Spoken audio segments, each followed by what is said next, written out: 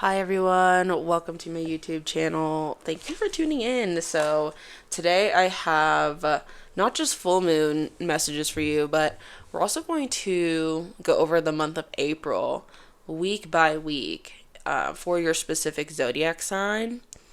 And this is my first time back doing this. I haven't done this in a while, so I feel like I'm a little rusty, so give me some time, okay, to like warm up, get my gears going. But I'm still pretty proud of these horoscopes nonetheless. I'm also trying out a new technique for monthly horoscopes that I haven't done before.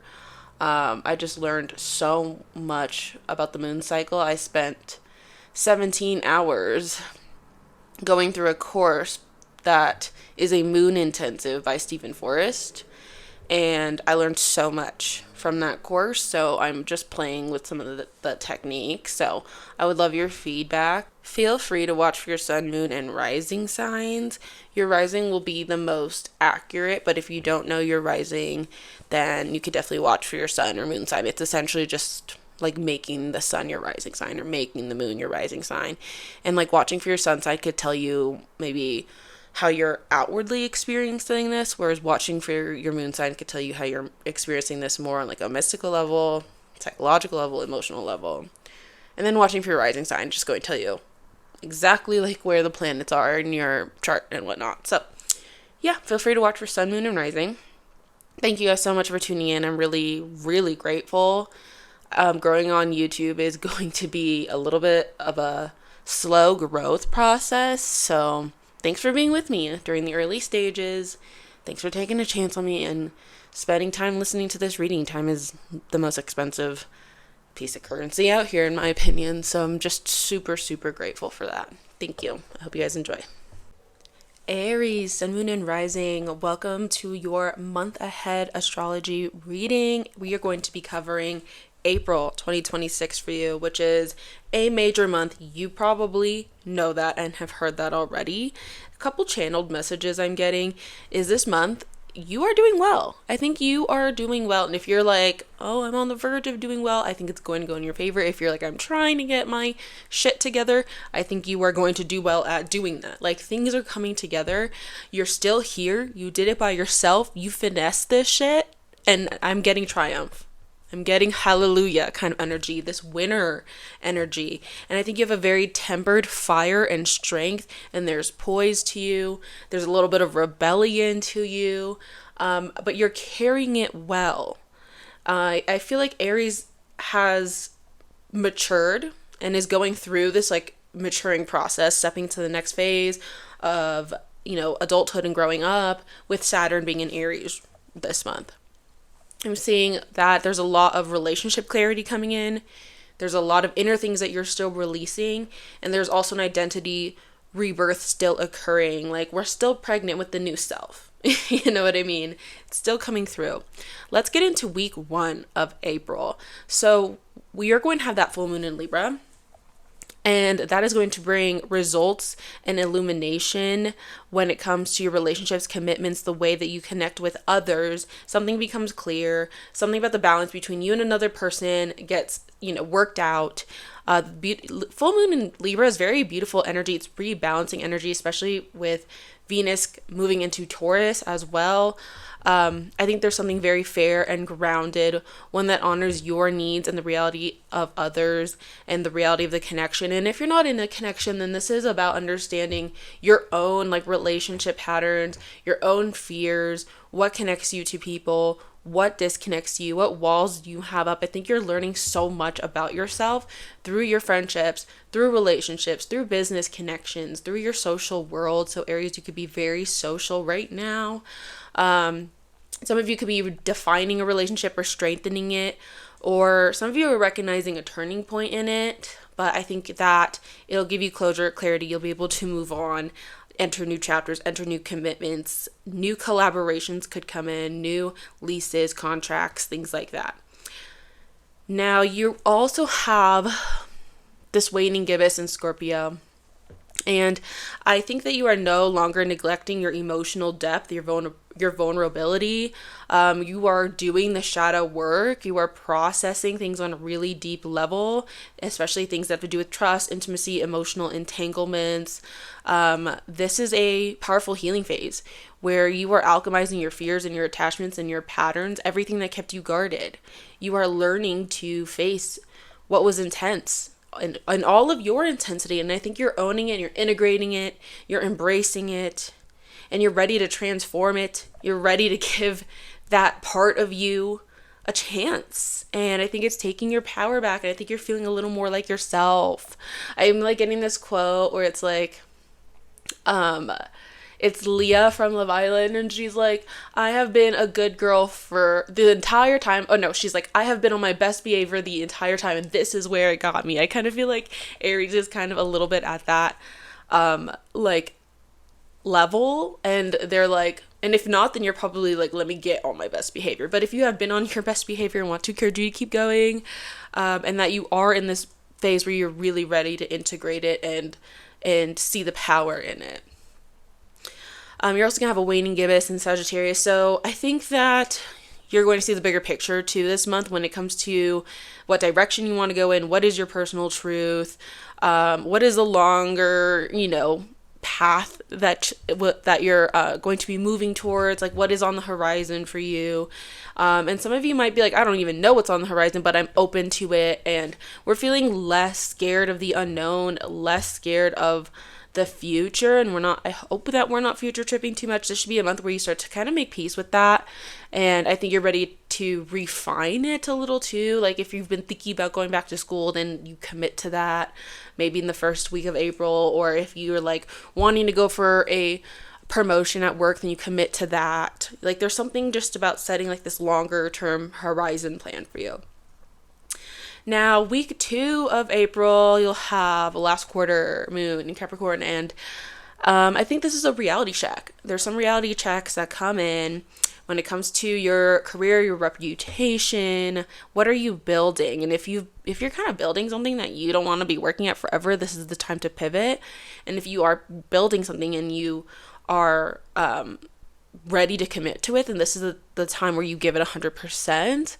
I think you're just being asked to release any old ways of operating, especially patterns that feel like restrictive or no longer aligned with who you're becoming. There's like a moment of maturity where you recognize what something truly takes, and you're done with the distractions. You're done with the like side steps or like detours. It's like, no, this is the meat and potatoes of what it truly takes to build something sustainable. You have that clarity, and I think you're ready to move in that path, and that's a very powerful like decision point to be in, and I could feel that you are tempered with it and you're taking your time with it, and I think that's good, and I think it's going to create a lot of like healthier balance and boundaries in your life. And I think there's also this final opportunity to stop resisting change in friendships and communities. Some of you maybe are like noticing friend groups change or people are changing, and you have to understand that is what it is. That could also be a theme of the second week of April. You might even be asked to just show up more intentionally in your spaces, or maybe your friends are like showing up more for you, and you could just be busier there, kind of handling more of your taking better care of the social network and being there for them, or maybe they're being there for you. But I think growth comes through that, and I think that there is beauty in having like a collective purpose to all get together. So I think it's, ooh, did you hear the crow? The crow agreed. So that could be something you find, this like sense of community, this energy of getting together. And maybe if you've been searching for a community, this could be a good time to put yourself out there. It might open the path up for you. Would be week 2.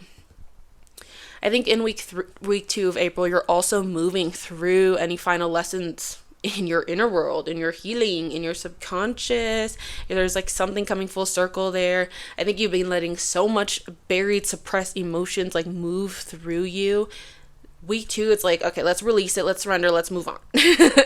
Where can we let go of the old narratives or the old fears or any like emotional, spiritual weight that we're carrying? Where can we bring closure to that? Quiet closure that happens like behind the scenes, right? How can we trust that ending and make space for renewal. So week 2 of April, final lessons, waking up to something, wisdom, intuition, sacred knowledge, kind of like knowing yourself better, knowing something about life a little bit better. And I kind of feel like there's also like a manifestation development that comes through because you're doing all of this releasing. So it's kind of like we let go of like the family wounds or whatever, and then we are better at manifesting a higher version of ourselves that is us, but without the fears and the doubts. Do you know what I mean? Something kind of like that, where it's like this one release actually helps you to pull in more of an opportunity. Now, week 3 of April, we're going to have that new moon in Aries. Very powerful new cycle for you. I'm sure you've heard that, you giant stellium in the sign of Aries at this time. And this is definitely a place where you are stepping into a new version of yourself and claiming an entirely new direction. The first house like lays the foundation for the rest of the charts to follow. And so there is like a new foundation being laid for you to follow around week 3. Okay, this could be a moment of like self-initiation where you take the lead, you move forward, you make a decision, you say yes to something. Or if you're happy with where you are, then this is where you refresh things, you refine things, and you can pursue it a little bit more deeply. And it may be in a way that feels more aligned with your current identity. But either way, this is a reset point. This is like a personal new year for you. This could be a time where new experiences come in. And there could be a big shift, big change. And a lot of these shifts and changes are very private. It's something that only you really feel and see. But it's also bringing in a lot of progress and action and movement that eventually like you will physically see the results of. You'll probably physically see the results of that during Libra season, right? When we have the full moon in Aries. But yeah, love week 3 for you. Also waxing crescent in the sign of Taurus, your second house. So you could be coming into something stable and real, and your focus could also be shifting to finances and values and building a sense of security. Maybe some of you are trying to move homes, buy a new car, somehow provide yourself with more security. There's support in that coming in week 3, and it comes through a lot of small consistent actions that help you build something tangible, and you're, I think, being more reliable and you're trusting yourself more. There's a sense of self-trust healing, but there's also like a little bit of like naive energy here. So be careful of like moving into a house and signing a lease without reading it all the way through, or making an investment without fully understanding what it is. There's just a little bit of a naive energy in week 3, so be cautious of that. But at the same time, you are being pushed to try something new, learn something new, and adjust, especially financially. Now, week 4, we're going to have you will have a first quarter moon in sign of Cancer, 4th house. So, this is an emotional commitment, okay, that you are making to yourself, to your inner foundations, or to your family. I think you are being asked to choose what truly makes you feel safe and supported, even if that feels uncomfortable. Like you have to shift old patterns to do that. There's a sense of reparenting yourself. There's this sense of clearing out attention between the past and the life that you are currently building. This is where you take action and you commit to your emotional well-being and I think there's a lot of opportunities for growth and healing that could come in, opportunities for making the home a better space or moving, but pay attention to what is emerging, what is showing itself to you week 4. It's like if you have ever owned a plant and you notice that it grows a new leaf. That's what you'll have week 4. A new leaf comes in. So pay attention to what that is. Week 4, you're also being asked to show up boldly, be creative, express yourself. Your confidence is building and you are ready to be seen and experienced. And I know sometimes Aries, especially if a lot of Pisces placements, could struggle with like perception and being perceived sometimes. But I think this is the time to heal that and work through that, embrace what makes you feel alive, lean into your authentic expression. There is like this energy of like aura farming is the best way I could put it. Aura farming coming in week 4. There's also a little bit of, there could be like a seductive like test that comes in week 4 as well, so just be mindful of that. It's kind of like if you've been wanting to quit drinking or smoking or whatever, that could be like a week where people are constantly asking you to go out and drink with them. That kind of like seductive test, or like maybe like opportunity comes your way and it's very tempting and pays you a lot of money, but something about it is giving you the ick. Watch out for those kinds of tests week 4. And I think week 4 is also a time of refinement, of refining your routines, your habits, your daily systems, adjusting your time and energy and responsibilities. This is where you do like the small nitty gritty things of life, would be like week 4. This is, you know, do your taxes, clean the house, whatever, you know, those small adult chores that we sometimes hate doing, but we have to do. That could be like what week 4 is about for you. But I like that. I think this is you also just tuning into the details of yourself and your life and your growth. And that's key to manifestation. That's key to staying organized. That's key to sustaining. So, overall, I think this month is guiding you to a deep clearing, a big personal reset, clarity in the relationships around you. And from there, I think you move through a lot of emotional healing. I think you expand your perspective. You release a lot of outdated goals and subconscious patterns. And there's a strong closure coming in behind the scenes that just furthers a new beginning outwardly.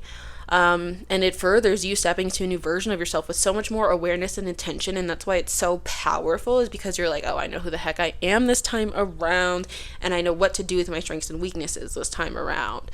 And I wouldn't even say they're weaknesses, just some of us have soft spots, and that's okay. And I think you're also having a new form of self-trust, and it's really beautiful. Really, really beautiful energy. So thank you so much, Aries, for listening to this month ahead. Let me know if you have any questions down below. Feel free to come back to this at the end of the month too and see if the predictions played out. So excited to be on Patreon and posting these exclusively here. Can't wait to hear your feedback. Enjoy your month. Also, happy soul return and birthday to those of you who are Aries suns. Taurus, sun, moon, and rising. Welcome to your April 2026 horoscopes. I'm stepping into this energy and I'm like, what is going on? Why do I feel like you need to be running a strict program in April? Okay. Intuitively, I feel like you'll be okay. I could tell you've been going through it maybe. And I think you're learning so much about your own humanity and sensitivity and vulnerability. And I think April is the month where you turn that into a strength. And I think you've been doing so much shadow work lately. Like, I stepped into your energy and I immediately got the image of the moon, and then I pulled tarot and the moon card comes out, and the moon card is about life's mysteries, life's dreams, but that could also stir up fear of the unknown and anxiety of the unknown. That could also stir up subconscious patterns and bring them to the forefront. So I think you're doing a lot of shadow work, and you're a little afraid to face your shadow self. But in April, you have 1, 2, 3, soon to be 4, 5, and then a new moon. All 5 planets happening, transiting your 12th house, okay? You are facing the shadow self. You are going to meet new parts of yourselves. You are going to meet the depths of you. You are going to travel to the darkest corners of your mind, and guess what? There you find your power. There you find your strength. There you find what's next for you. So don't be scared. I keep hearing this quote, if today was your last day, would you be happy with how you're moving in life right now? Now, I'm also feeling a little bit of a clumsiness, Taurus, and I want you to know, like, that's okay. Like, you can be a little clumsy with life. Sometimes movement, change, direction, pivoting isn't clean and perfect, and I think Taurus is very much like, I like to be clean girl about how I move, but sometimes, like, it's going to be a little chaotic, it's going to be a little clumsy, that's okay. You pick yourself back up and you keep moving. First week of April, you're gonna have that full moon in Libra in your 6th house if you're a Libra rising. You know, I try not to confuse you guys too much, but you're gonna have this full moon in Libra. We're all gonna be experiencing it. Now for Taurus, I think that there is going to be a lot of illumination and truth surfacing, as well as results around your routine, your work, your daily responsibilities, your health. I think there's a difference between routine and ritual, and Taurus, you're stepping more into ritual. When we're on routine, we're on autopilot. And I feel like Taurus can sometimes live on autopilot sometimes. And it's time to get out of autopilot, out of a routine, and into ritual. Now, the difference with ritual is there's intention, there's awareness. You're present in every part of the ritual. It's a way to ground you. It's a way to remember, oh yeah, let me be in the moment for this part. Let me be in the moment for this part of my day. So I think that's something that is coming through for the first week of April, and I think it's going to support your well-being, and you'll feel a little less drained, a little more present in the moment. And when you're more present in the moment, I think you can make more balanced decisions around your habits, your workload, or the way that you want to manage your time and your day-to-day. You could create better boundaries and recognize your schedule and choose sustainability over burning out or overextending yourself. And I can see beneficial change coming in. There's a lot of clarity. There's a lot of moving on when it comes to this part of your life. And in the first week too, you'll also be confronting relationships. I think you're no longer neglecting any relationships or emotional bonds. Something about your relationships is being processed more deeply within your connections, and you're allowing yourself to heal and trust, and recognize patterns, especially patterns around vulnerability or control or security. And you may begin to sense, where is there emotional honesty needed? Like, where do you need to be honest with yourself or with a partner? And how being honest can initiate powerful phases for you and your partnerships, phases of alchemy, phases of change and transformation and growth. You don't get those things if you're not being honest. And I think you're ready to face yourself on a deeper level, but you're also facing your connections on a deeper level. And there's a lot you're releasing. There is a lot you're maturing to. This is also a side where I think your partners are really mirroring your shadow side to you, and it shows you something about yourself. This could be your romantic relationships, your friendships, your network circles, whatever. But what you accept and how you pour into those dynamics can tell you something about yourself. And Taurus, I also feel like the second week, I know this is getting a little tense, but it's kind of an intense energy. Also, Taurus, this first week of April, I think that you are also facing any, how do I put this? Like if there's any addictive cycles or self-destructive cycles or self-destructive behavior, toxicity, that we all have that side to us. And I think that this side of you, Taurus, has been like very tempting and very loud, but I think that you are also a leader, and you can overcome that, and you can mature, and you can refocus, and you can trust yourself, and you have the knowledge. You have the knowledge you need to kind of like not give in to this side of yourself. I don't know, Taurus, it's giving like devil and angel on the shoulder.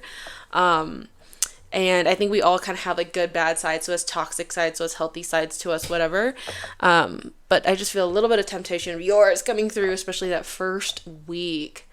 But if you can move past that, then I think you will start to see just the bigger picture of your life, bigger picture of your connections, your shared resources, your emotional investments, your literal material investments. I think there's a new perspective forming here that'll help you expand beyond fear or limitation and help you gain clarity on what you're willing to give, what you're willing to receive, what you're willing to share, create boundaries around that, and bring a sense of empowerment and openness. And there's a lesson here about trust, trusting the flow of life, trusting the exchange of life, trusting yourself. Lots of wisdom and refinement happening as well. Now, second week of the month, I think there's going to be a little bit of a reality check when it comes to like a long-term goal or vision, or even like a spiritual philosophy that you've been operating on. Because, spiritual community isn't always grounded, and sometimes we have to unlearn certain spiritual conditionings in order to kind of get in alignment with ourselves and what we truly spiritually believe in and our true philosophies. And I think you're being asked to release certain old ways of thinking that feel rigid or limiting, or to mature your truth or redefine your truth, redefine what directions mean to you, redefine what it means to feel aligned. What does purpose mean to you? What is your reason for being here? I think you're ready to kind of address some of those questions and refine those answers and make space for new and healthier ways of looking at life and looking at yourself. Let's see. I think you're also going to be going through changes in your career and public image and direction. And the reason why I think I paused right there is I felt a little bit of resistance. There's a little bit of resistance to change in the career and public image or the future direction. It's kind of like we aren't sure where to change, so we're resisting it. We don't really want to change, or we're scared to step into our purpose, to step in, to be visible, to be seen.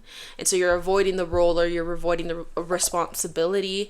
But this is your moment. This is your moment to get it right. This is your moment to show up show up in your purpose, to grow in your individuality and your authority, align with your long-term goals, release any weird energetic knots, any weird fears or any anxieties, address them and release them. And you don't have to make a mountain out of those feelings, but I think it's time for you to step up a little bit. So that's part of the second week of April too. And I think you're also moving through a lot of final lessons around friendships and community, and where do you fit and how do you relate to people, and who's your tribe, and are you putting enough time to be in a tribe? Like, are you a good community member as well? And this is the time to release any people who are just not in alignment. You don't have to waste energy on seasonal relationships. We all have like a hot chocolate friendship, where you're cool for the season and then you gotta go. So you might be releasing some of that. Some of you might be meeting new people that are maybe expansive or fire you up in some type of way, or help connect you to like your purpose, or they kind of remind you of your purpose, or they inspire you. And I think you're also letting go of just, there's like a little bit of a quiet closure. That's what I feel. It's a quiet closure. It prepares you for a new chapter, final lessons in friendship. You're waking up to it. You're getting the wisdom from it. Now, third week of the month, we're going to have a new moon in Aries. And I think this is a new cycle for you, a fresh start for you. It's very private. It's very internal. This is a good time to prioritize rest, to take it easy this week. Don't plan anything too heavy. Or if you want, go on a sabbatical, go on a little like retreat. But I think that this is a week where you're called to maybe care more for yourself and check in on yourself and have a powerful reset that happens kind of like behind the scenes, but it shapes everything moving forward. A good time to maybe like change up the energy in your house, or kind of refresh your look, or refresh your closet, do some spring cleaning, have some type of like visual representation of a reset. Good time to do a cord cutting ritual and set intentions.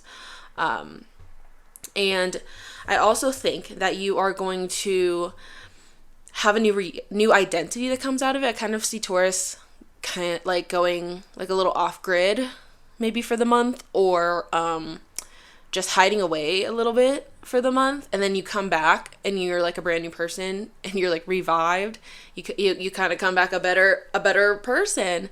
And I think there's these small consistent actions that you take that are stabilizing you. So if it's small consistent actions in your diet, that's good. Small consistent actions in working out, that's good. Whatever those 6 house things are, small consistent actions in your work and in your skill sets and in your daily routine, that's good.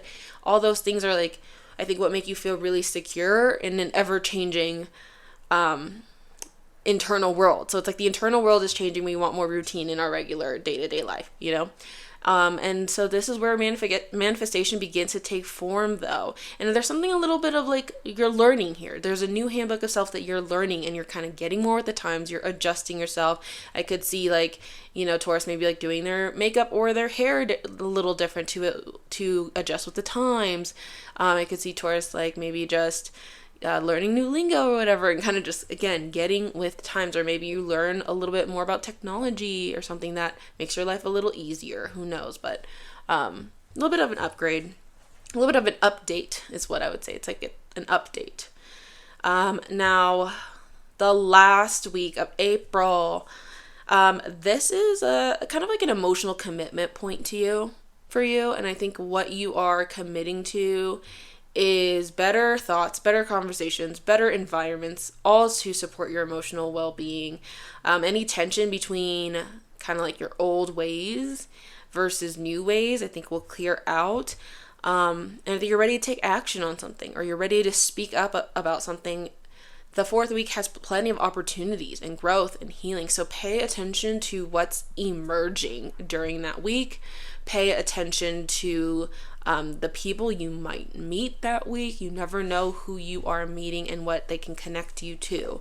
But I think that you're also having an emotional foundational reset. So like your emotions and the way that you process them are resetting, because I think you've already, by the end of this month, have let go of so much. So I think it's like, okay, let's make sure we bounce back from all that shadow work too at the end of the month. This could also be like a reset in your home and family. Some of you may be getting ready to move, or just resetting the energy and feng shui in your home. But I think there's a confidence building in terms of security and belonging to yourself. So there's this theme of like, how do I belong in the world? How do I belong to my community? But also, how do I belong to myself? That's like a big question for Taurus this month. And how can your emotional needs be fed? And I think you're getting clarity on that. And you have like this ability to fertilize your emotional needs. You know what I mean? Like, you have this ability to grow and nurture yourself better. We're getting better at mothering, doing a lot of inner child healing, maybe healing things with our mother, maybe healing the mother wound. I don't know, but there's something about mothering here that's getting better. Maybe even becoming a mother. Y'all get careful about that the 4th week if you're not ready for that. There's also this refinement of joy and creativity. Maybe you're no longer like relying on a bottle to bring you happiness, and you're learning what really does bring you joy, what really does make you creative, and how do you actually want to express yourself. And I think you're adjusting how you show up and what brings you happiness through these small little improvements. And this is key to manifestation. This is where you fine tune your ability to enjoy life, and when you have that feeling of joy, you create it and you attract it more. And I think it's both fulfilling and grounding of an energy to be in. There's a lot of release and change. This is an interesting month, Taurus, because I feel like you have so much shadow work to like work through, but at the same time, like, life is moving fast, and it feels like we don't have like the time to sit there and really cry about it. It's like we kind of gotta be like move a little quicker with it. And Taurus doesn't like that. Taurus likes to take its time. Taurus doesn't like to be rushed. So that's a little bit of like the frustration this month, as Aries energy can feel rushed. But I think we have to let go of imperfection. We think we have to let go of the need to be perfect. Have some compassion for yourself. Have some love for yourself, and just do the best you can with courage and persistence and faith, and you will be okay. And this time will pass, and things will come to a close, and new beginnings will start, and it'll work itself out. And I have this just strong feeling of overcoming. That is like the word for Taurus in April is overcoming. Gemini, Sun, Moon, and Rising. Welcome to your April 2026 horoscopes. Really excited to be getting into it. As I was stepping into your energy, man, it is fiery, it is intense, it is beautiful, it is nostalgic. I am kind of obsessed with this month for you. One image I got was claiming your seat at the table. Like, there is this energy of belonging. There's this energy of knowing, like, this is where you're gonna go. This is what you're good at. You deserve this. Like, you deserve a seat at the table. And I kept kind of hearing like rich girl mood kind of energy. Like, I feel like you're gonna have your head down, having fun, getting that bag, and not getting distracted by any BS. You're not letting anything take your focus off. Like, you have a goal and you're on the right path. That is what I'm feeling. I keep hearing the words nice views. So either like you have a good perspective going into this month, or you are like literally going to be maybe in like high-rise places, on planes, around like wealthy people. Like, you're kind of getting this like this viewpoint of like, wow, this is what life could be like. I'm hearing celebrations and toasts and congratulations. Like, there is an achievement that comes in. And I'm absolutely obsessed. A lot of collaboration, a lot of creativity, community, happiness, energy going into the month. And I'm also hearing the words, you're not like anyone else. It's kind of giving like, oh, I'm not like the other girls, but not like that. Like, you're genuinely not like anyone else, because you have put in like the work and the hours and the effort to get really freaking good at something, and that is being recognized. And I think it's helping you to achieve your dreams and your goals in advance. And I want you to trust yourself. I feel like Gemini is feeling a little afraid of like being touched and burned. So it's like you are needing to overcome the fear of failing, overcoming the fear of making mistakes, overcoming the fear of losing everything you gained. Like, you're not going to do that. You have a very tempered fire and you're ready. Like, I feel like Gemini is like in between this like dichotomy of like loving something and wanting to put all into it, but also being afraid of the pain that can come from losing that person, because one day we do lose everything. It doesn't have to be a person. It could be like an opportunity or something. Like, one day, you know, we lose our life, or another day another person loses their life, or another day like our hands maybe stop working, we don't get to do the skills that we like love doing every day. Like, that kind of ending can come to everyone eventually, and I feel like Gemini gets scared to even start something because it's afraid of that loss, that it'll one day come, but you have to like make pain with that archetype, that death archetype. Like, it's part of life. And I think that's something you're making peace with, and through making peace with it, you actually live your life so much more to the fullest, if that makes sense. So that's something I'm just intuitively feeling for Gemini just overall for April. Now, first week of April, we do have a full moon coming in April 1. It's gonna be something that I think illuminates your creativity, your joy, your self-expression, your romance. I think something comes really clear about what truly fulfills you. And I think you're getting in alignment with that, and you're making really balanced decisions around that and how to grow and nourish that and what to give your energy to. And there's a lot of passion, a lot of creative pursuit coming in. And this looks like choosing what feels authentic. This looks like doing the right thing. This looks like doing the hard work, but you get benefits from it. And I think you're just opening up your heart, and I think there's rewards coming to you. You're getting noticed. You're getting recognized this first week of April. I also think you're no longer neglecting any health routines, work routines, your well-being, your diet, your exercise. Something about like your daily life is being processed more deeply and allowing you to like implement a routine or a ritual that actually helps you grow. I think you're recognizing how the small patterns like compounds, and it's either helping you or hurting you. And I think you're making those shifts so it helps you, and you're allowing yourself to heal from burnout. I think you're also facing any emotional avoidance, and you're tackling it. There's something about like Gemini is ready to tackle its responsibilities, and it's able to recognize what is draining it versus what's supporting it, and what's real responsibilities are, and it's not wasting time, it's not wasting energy, especially on how you care for yourself on a daily basis. And this transforms and improves your overall quality of life. So I love that for you the first week. Lastly, on the first week, I think you're also seeing like the bigger picture in your relationships and your connection. Something about that is getting like this new perspective, and it's helping you like move beyond old relational patterns. You may realize what you really need in a partner, what a partner really needs out of you, or if you're single, maybe just still getting clarity on what you're looking for, what you're willing to accept and what you're not. Getting clarity on how open you are to romance and or how closed off you are. Something here though is aligning. Something here is expanding. I feel like you're moving out of like old relationship stories and moving away from stepping stone people. Like, if there are people in your life that are like seasonal friends, you know, hot cocoa friendships, you're kind of moving away from that. And I think you're really seeing like who are the forever people, who are you committing to, who's really by your side. I'm getting the energy of like power couple stuff too, if any of you are in relationships. Or even like just independence and like finding yourself in relationships. Like, if you're someone who gets lost in relationships sometimes, I feel like you are working through that, healing that. Now, week 2 of April. There's going to be a little bit of a reality check when it comes to shared resources, emotional bonds, your finances, just how you operate, what you share, especially if you like have roommates or you have a partner that you live with. Those dynamics will get some type of reality check and clarity, and they're rebalancing. And I think you're moving out of like old control or fear or being emotionally guarded. And there's this moment of maturity that comes through, and you just understand what it takes to build trust, what it takes to build stability, what it takes to build your finances. And you're ready to go for it. It's very creative. It's honest. It's supportive. I'm not mad at that energy at all.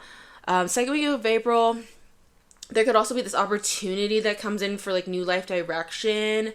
Maybe you're kind of like getting promoted or being exposed to like other ways you can make money in your field.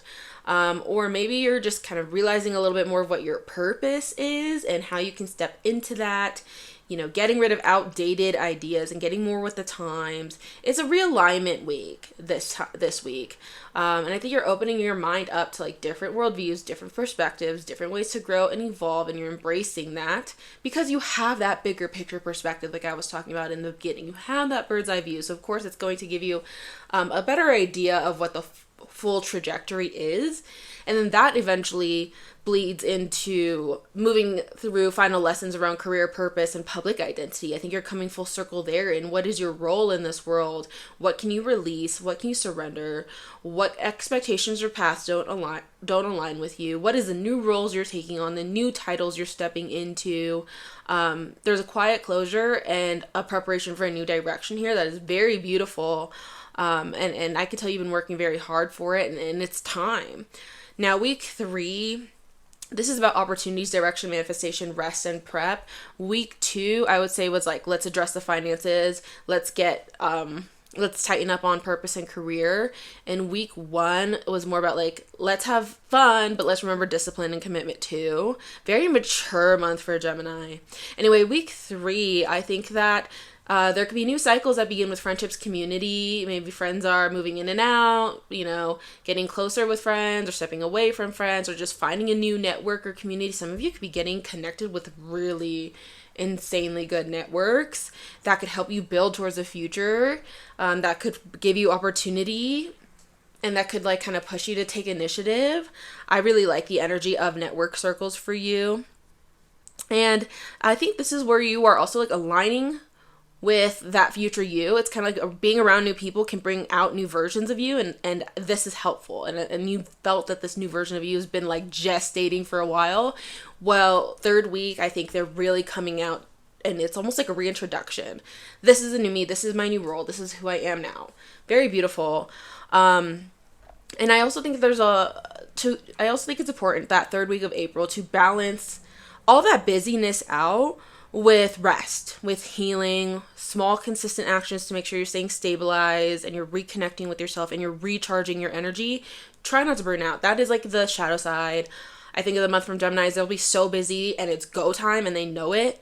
But make sure you're healthy with it. Like you're taking good care of yourself. You're not running on 7 Monster drinks and no food, right? Like, make sure to take care of yourself and slow down and reflect and nurture yourself, because that's where the real manifestations form. And that is where it becomes not just something you manifest and it leaves you. It becomes ritual. It becomes something that stays. It becomes sustainable. So that's really important, that 3rd week.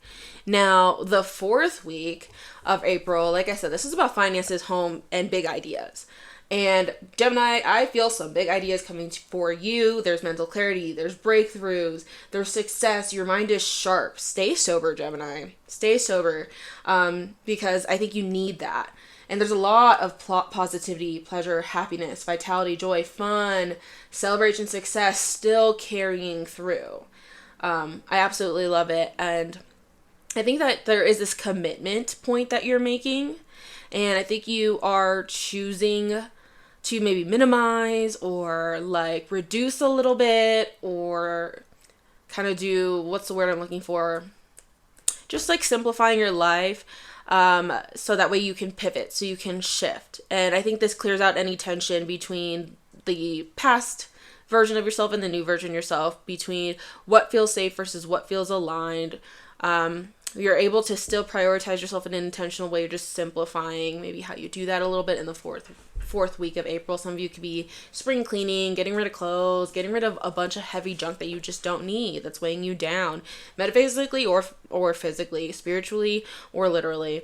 I think you're also being asked to use your voice, like show up and say your ideas, say what you think, communicate. Confidence is showing through how you express yourself and how you share your thoughts with people. And people really trust your perspective. They want to hear it. So speak with clarity and wait to be invited to do so. I think you will get that invite. Someone will come to you and be like, hey, what do you think of this? And the more you own your voice, I think the more powerful your opportunities become. And there's also this energy refining your home, your emotional foundations, and your inner world. So again, some of you could be moving or just cleaning out the home, but there's these small improvements in the home that bring a sense of grounding, and you are fine-tuning your environment so it truly supports you. Gemini, I'm feeling a lot of wealth coming through. Either you're around a lot of wealth and you're tapping into that frequency, or you're literally like ready to build it for yourself. So I love that. Try not to compare yourself to other people. Try not to compete. Try not to get into conflict. Stay away from that this month.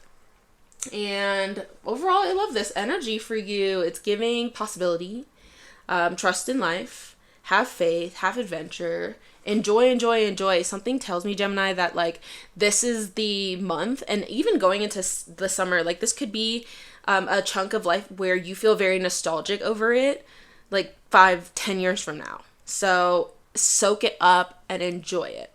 Really love this energy for you, Gemini. Thank you so much for listening. Comment down below what you think.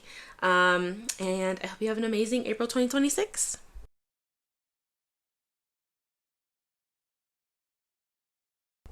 Cancer, Sun, Moon, and Rising. Welcome to your April 2026 horoscopes. I always get so excited to do your sign because I am a Cancer, Sun, and Rising. And when I stepped into our energy, the first thing that hit me was there are like two sides of you that are finally coming to balance, or like two, like maybe like the war in the head, the back and forth and conversation and dialogue we have in our head, like it comes to an agreement. Like there is this strong and soft energy here all at the same time, like being integrated together, and it's so beautiful.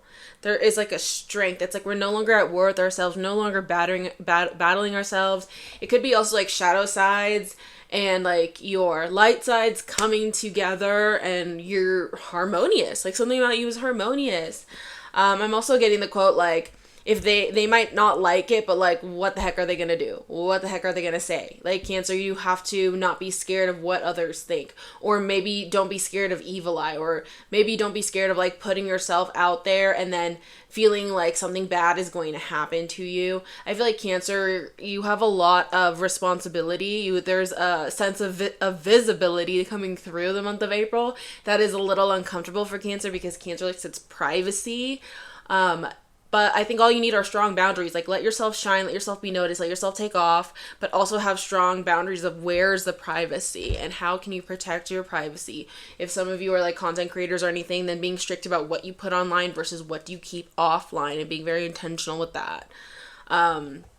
But you don't have to care about what others say. I think that is an important lesson of this era. And then I keep hearing kind of like, oh, I'm in my bad girl era or whatever, and I don't like that necessarily, because it is not bad to choose yourself and to not have to live up to other people's satisfactions. That's all you're doing, is like you're no longer living up to satisfy this person and that person. You're no longer like obeying an outer king. You are the king. You put the crown on your head and you're like, I'm gonna fucking make myself happy and satisfied with this life. I feel April is very sobering. It's focused. You're done with the distractions. It's a little bit of like a minimalism time. I think there's a lot of self-discovery around joy, around inner child healing, health, rituals, saying goodbye to an old lifestyle. And you're also like handling the nitty-gritty things of life, you know, do the taxes, file whatever, clean whatever. You're getting that done. I'm also hearing that song by Rihanna where it goes, bitch, better have my money. I feel like it's a money making month for Cancer, and you're kind of like, no, like, where's the opportunities? Like, I'm here, I'm ready to roll. Cancer, like, you're ready to work, you're ready to be busy. What I'm hearing is like you're no longer waiting for adventures. Like you're not just staying inside bored with no one around, no one to talk to, afraid of the outside, afraid of failing, afraid of falling. Cancer, April is the month you're ready for anything. So you're done missing out. Like you're going to get back. I keep hearing this sentence, like getting back wasted time, which is like super interesting. But that doesn't feel like, oh, I'm getting back my wasted time from, you know, hanging at the nightclub and whatever. Like, no, it feels like you're getting back wasted time when it came to honoring yourself, and it feels like you're going on a big adventure, or you're going to have a ton of like mini adventures. There's a sense of soul searching. You kind of remind me, if you've ever seen The Summer I Turned Pretty, you remind me of like Jelly Belly when she went to Paris. Like it has that vibe where it's kind of like, you know, you're going to enter this like a little bit of an experimental phase, and you're going to learn a lot about yourself forever. So you're going to learn a lot about yourself through it, and it might not be a forever thing, but it is probably going to be one of the more fun times of your life. It feels like summer's about to be really fun. And I feel like Cancer, you're just ready for that, be open to that. And I bet a lot of you are like, how? Well, you know, you got to get outside some way, somehow. You got to put yourself out there more. But I am loving the energy. Well, let's talk about week 1 of April, okay? Week 1 of April, we're going to have that full moon in Libra. And so there's going to be some changes or shifts when it comes to your home life, your family. Some of you could be moving. Some of you are downsizing. I think you're just getting true on what's important, what's not, what gives you peace, what doesn't. And it's a very balanced decision that you're making here when it comes to your foundations and your home. Like, you could trust your decision. You're making a good decision for your long-term stability. You're redefining your boundaries. You're shifting your environment. And I think you're choosing security.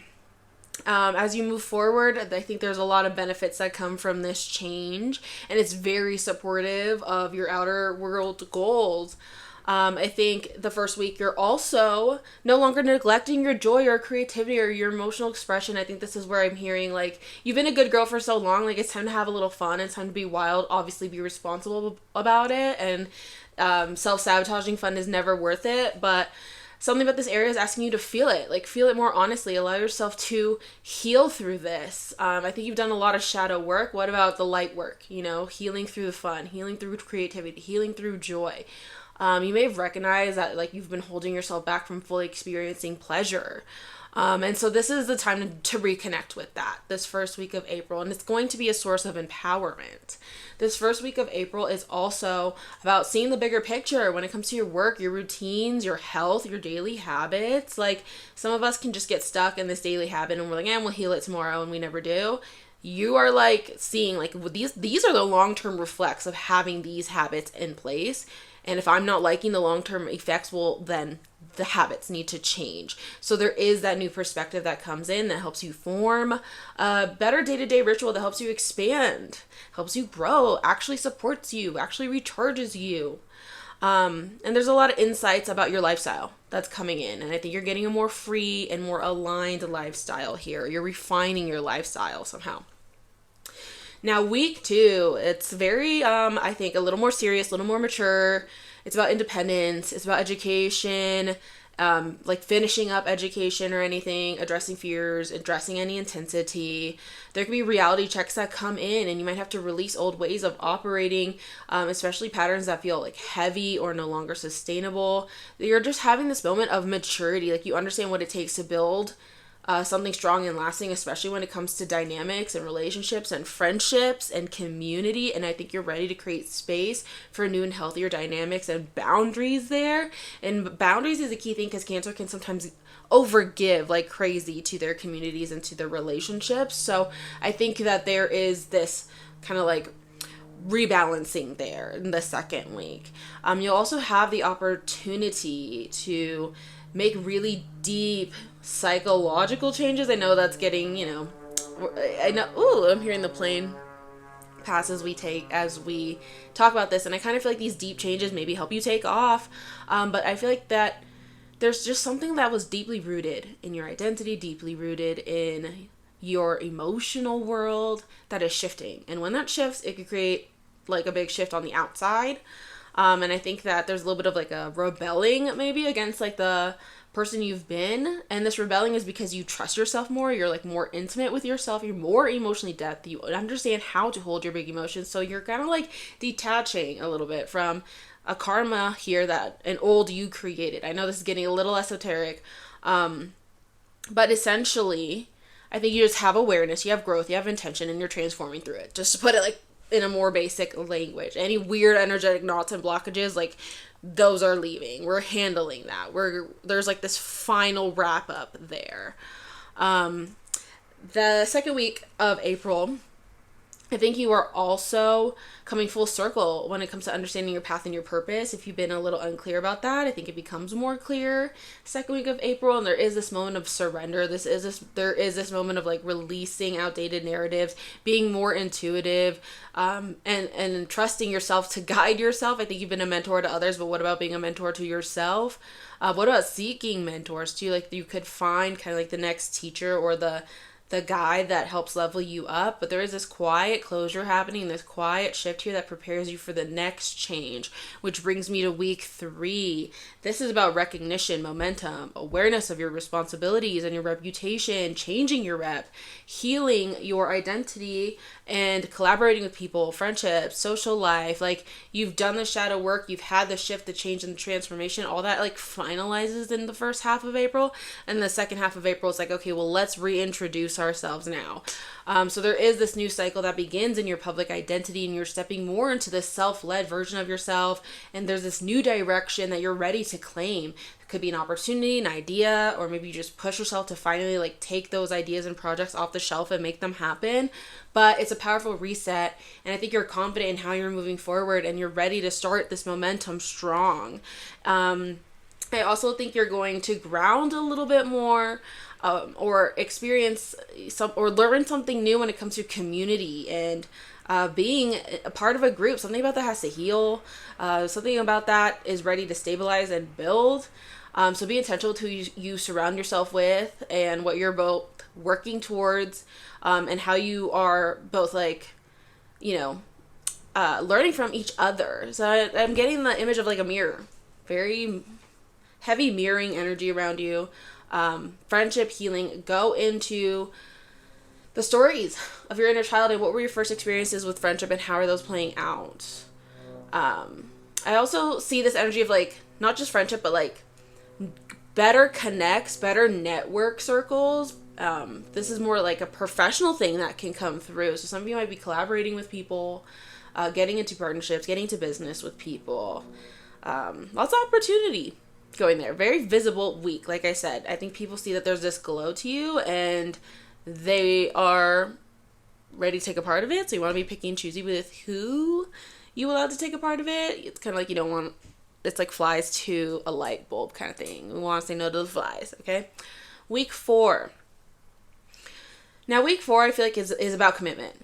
It's about commitment. It's about your mission, your voice, your long-term plans, financial breakthroughs, refining your speech, your message, your ideas. This is an emotional commitment point. I think you're being asked here to feel comfortable in the uncomfortable. There might be tension between your past identity and the person that you're becoming that's trying to be worked through this 4th week. And I think that gets worked through by taking action and by standing by your needs, your feelings, your directions, and choosing to shift. And through that comes opportunities and growth. I think there's also a growing confidence in finances and how you are generating them, how you see yourself, what you have to offer. Trust your talents and recognize your ability to create more money and go for it. I'm feeling like a fertilization energy here. Like we're planting seeds that are ultimately going to bring in a lot of financial blessings that 4th week of April. Now there's also this refinement in your mindset. I think you are adjusting how you think, how you speak, how you process information, and you're getting clarity, you're getting confidence in your voice. You aren't afraid to share your thoughts or like say what's on your mind.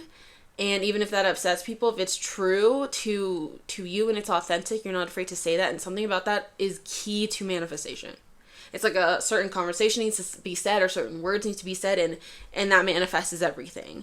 I know it's getting a little woo and esoteric there, but Cancer, as someone who's ruled by the moon, I don't think you mind a little woo, a little esoteric energy. Anyway, but this month is a big bridge, emotional closures, self-led beginnings, clarity, inner world shifting, yada yada. But I love it, Cancer. I think my favorite thing here is that you're seeing the fruits of your labor. I think you're getting some type of self-sufficiency going and financial independence going. And there might be like a little bit of sorrow. There is like this sorrow energy, but it's like bittersweet. There's a bittersweet energy here as well. It's like sorrow, but then there's something to celebrate. It's like you might be going through hurt, but there's so much friendship and love around you to support you through it. There's also that beautiful energy. So if there's anything that you're like leaving behind or releasing or baggage you're letting go, I hope you are so heavily supported. So don't be afraid. Don't have anxiety over it. Don't have fear over it. Don't get stuck in a depressive state. I think there's something here to uplift you. So if it extends its hand to you, like, take it. I can also feel a little bit of mental restlessness. So I would be, maybe taking some melatonin supplements, meditating more, doing something to calm the mind, or giving your mind an activity to release some of that energy. But I like it. There's a fulfillment here. There's a fulfillment and something is arriving. You are arriving to the right person at the right time, or the right place at the right time, or something arrives to you, but something is arriving. Thank you so much, Cancer. I hope you enjoyed this. Let me know what you think. It isn't my first time making month ahead reading, but it is my first time back on Patreon in a while. So let me know what you think. Let me know if there's anything you would like me to change or improve in terms of the setup. But yeah, have a wonderful April. Wishing you the best of luck. Bye. What's up, Leo, Sun, Moon, and Rising? Welcome to your April 2026 astrology and tarot horoscope. Interesting energy for you today. As I stepped into the energy, it kind of felt a little bit tired. It felt like we were maybe avoiding something, some type of conflict, or addressing something, or saying what's on our mind, or having a necessary conversation. But then it also feels like you are in this forward movement phase, kind of preparing for Jupiter to be in your sign. Jupiter will enter the sign of Leo in the summer. And I think around June, July, August, especially your season, Leo is going to be feeling really, really good. And this is kind of the preparation for that good energy. Sometimes we gotta let things go. Sometimes things come at a cost. That's kind of the vibe of April. I don't think it's good or bad. Like I said, I think it is preparing you for that Jupiter energy to be in your sign, for that really benefic, lucky energy coming in the summer. Something I feel, Leo, is that you're wrapping up some shadow work, and I think you're ready to reconnect with your light. I think you're ready to connect with your purpose, and I think you see a path forward. That's what April brings you. Like, this is the way out. Some of you are getting out of situation, getting out of relationships, getting out of a housing situation, getting out of job situation, getting out of some type of hellhole, it feels like. And there's like this clear, direct path out. And I think you're going to begin to understand why everything played out the way it did. You'll be able to make meaning of it, get perspective from it, or something about it changes you. You learn your lesson, and you are changed from whatever situation you guys are getting out of. Feeling a little bit of star-crossed lover energy here. But whatever change occurs, it feels like it's beneficial. Watch out for distractions. Okay, watch out for overstimulation and like imbalanced dopamine and serotonin levels. Put the phones down, the screens down. Try not to doom scroll. There's this energy of like distracting ourselves, and then we might not see the way out, or we like play victim and we don't see the way out, or like we don't want to address the problem, so we never get out of the problem. We want to avoid that type of energy. There is this almost energy of disagreement, or like, man, there's just something you have to stand up for yourself for, maybe. But I feel like Leo's also feeling tired and over it. But like I said, I know it's a little bit of a rougher channeled message, but I think there's still a lot of good energy coming in for this month. You guys just are coming out of a shadow period is all. Now that first week of April, I think that is when you get something off your chest. That first week of April is if there's anything you need to get off your chest, do it then, even if people don't like it. If there's anything you need to change, anything you want to get out of, do it then. I think you're making a balanced decision, and I think you have good perspective on it. have conversations with people who you trust if that helps you process any changes or big decisions you're making. But for Leo, I feel like you guys are making some big decisions in April and you have the clarity. Let's see. People might not like it and you don't care. You're Leo. Yeah, you will also, there's something about your home life, your foundations, your inner world, or your emotions. If you've been neglecting anything there, that first week of April is a time to process it deeply, the time to heal any patterns, especially when it relates to your family or your past or your inner child healing or any issues around the home. We got to address that first week of April. And I think you're just understanding like what's been sitting beneath the surface. I feel like you've been bottling up and you're now seeing what's beneath the surface. And April's a powerful moment of alchemy for you. You're going to unearth that and do something with that emotion, do something with that truth. And you will build a stronger, more honest foundation from yourself, with yourself. And that first week of April, we could be, trying to balance work, career, home life, and partnership. Those three areas of life could maybe like conflict. Maybe it's conflicting schedules or maybe a little bit of drama there or whatever, but you will move through it. Just remember, transits are fleeting, but something there could be a little bit of a conflict. So be flexible, stay flexible. You will also be, I think, understanding what really brings you joy, creativity, what really lights you up, what makes you feel like yourself. I feel like, Leo, if you haven't been feeling like yourself, this first week of April is like, yeah, let me remember who the heck I am and reinforce that. And I think there's also maybe like a more mature version of self that is becoming more clear to you, and you're understanding like this is that next phase of life for you, and this is the identity that's going to live it out and manifest it. And I think you're also just going beyond any limitations you have placed on yourself. It's time to remove that the first week of April. Okay? Because I think you're meant to experience more freedom, more passion, more play. You're meant to reconnect what feeds your fire with what makes you feel alive. And you're here to be authentic. So address any like addictive habits, especially like any toxic ways of having fun or toxic ways of play. There's a difference between like, maybe having a little fun with something dangerous, or having a little fun, a little dark fun, or a little, fetish, whatever, I don't know, versus something that's actually unhealthy or dangerous to you or another person, or is toxic and like literally, taking the light out of you, right? Let's get clear on that, because I feel like Leo has like maybe something to address there as well. And I think you might want to do some inner child healing around that. There's also like, oh my gosh, like as I'm doing this reading, there's like an out of breath feeling too. Like slow down, catch your breath, take a deep breath, regulate that nervous system. I feel like that nervous system's been very stressed out. But I think week 1, Leo, you kind of crack the code to finding peace again. That's what I think week 1 will be about. Now, week 2, let's see, you'll have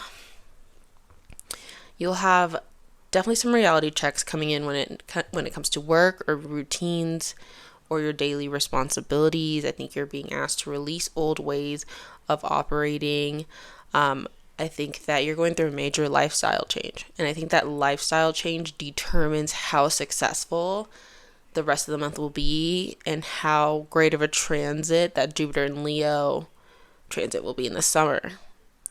So really big lifestyle change needs to happen this month, and I think it's rebalancing. And all this sounds like it's all tough and challenging and like shadowy, but what it feels like is like a relief. What it feels like is alignment. It feels like things are kind of falling, but falling into place. And Leo, you just have to let go of control and let it happen. But yeah, major lifestyle change beginning and being seated week 2. There's also maybe some opportunities to change dynamics in relationships or partnerships. If you've been avoiding anything there or needing deeper connection there, then this would be the moment to get that right. This would be the moment to show up authentically, and rebalance your partnerships and your friendships, your relationships. Leo, I feel like you guys are like cutting off somebody. Could be a friend, maybe it's a business contract, maybe you're cutting off a literal like legal contract, getting out of that. Could be partnerships. Things like that are also very defining the second week of April. And all of that, I think, leads to these final lessons about emotional depth, vulnerability, sharing dynamics, how you trust, how you open up, how you trust yourself, release, surrender, letting go of fears. All that is coming full circle, and I think you've been very guarded, and it's like the walls come down week 2, and there's a closure that happens here, and this also prepares you for a successful Jupiter in Leo transit. And something's also like no longer a mystery week 2. Something comes to light, self-awareness, maybe self-realization, maybe you get some information you need that determines how you move from here on out, but something is no longer a mystery week 2. Now week 3, we'll have the new moon. So this is a new cycle for purpose, direction, your meaning in life. Why are you here? What made your soul reincarnate? Why are we going in this direction? What are our beliefs that support us?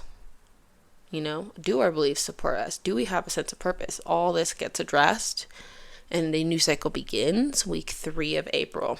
So this could bring new opportunities, new ideas, new perspectives. You're getting expansive, new directions, new confidence. Your world kind of opens up a little bit more. You're like, oh, there's more to be lived. There's more sides of me. Like, something opens up here week 3. Now week 3, let's see what else will happen. Career goals, public life, that could shift, especially now that you kind of have new directions opening up for you. Try to stay stable as much as you can. I know like sometimes change doesn't happen so smooth and it can be drastic, but as much as you can, try to change in a slow, stable, tempered way, so you can like build something tangible and you don't add too much stress, because while all this change is going on, you still do need quite a bit of rest this month as well, because you might be already starting the month off burnt out. So we want to take a little bit of a rest and just be intentional with what you invest in, because what you invest in now takes long-term form. You know what I mean? Like whatever you invest in now, you will be working at long-term, and it will lead you to long-term results. So let's make sure it's something that we can actually sustain. But I like it. I think there's a new beneficial energy for career in week 3. I think this could also be a time where you're cutting something off. Again, cutting off friends, networks, connections. Something in the circle is just not right. That keeps popping up in this reading. All right, so week 4. Also, just in terms of week 3, lots of hope around that week. Lots of calm, purposeful renewal, good fortune, good omen kind of energy. I just want to say, like, yes, there's a lot of change, but it's like, I think you're very calm in it. You're like, yes, this needs to happen. This needed to change. Now, week 4. This is where you need a rest. I think you've had a very busy month. The first 3 weeks. And week 4, you're being asked to choose rest, to choose reflection, to slow down. Even if it feels a little uncomfortable, there's just this tension between like pushing forward and process and progress versus nurturing yourself and self-care and rest and recharging and sustaining your energy. You are fixed fire, Leo. So your thing is learning to keep a fire going. Okay, like Sagittarius energy, mutable fire, it burns and then it dies. It burns and then dies. That's kind of like how they move. Aries energy, cardinal fire, it's just like a quick spark. Leo is about sustaining though. And so this could be a week 4 is loner time. You need to take a little bit of a leave of absence from having to be perceived and be a part of the world. Have a moment to just be. And I also think that you're getting confident in your identity that you're building. And I think that week 4 is also a time to embrace who you are now and allow yourself to be seen fully and to trust yourself and allow your energy to expand. By energy expanding, I mean, again, like filling your cup, recharging. So we're so used to spending energy. We wake up and we are on go, go, go.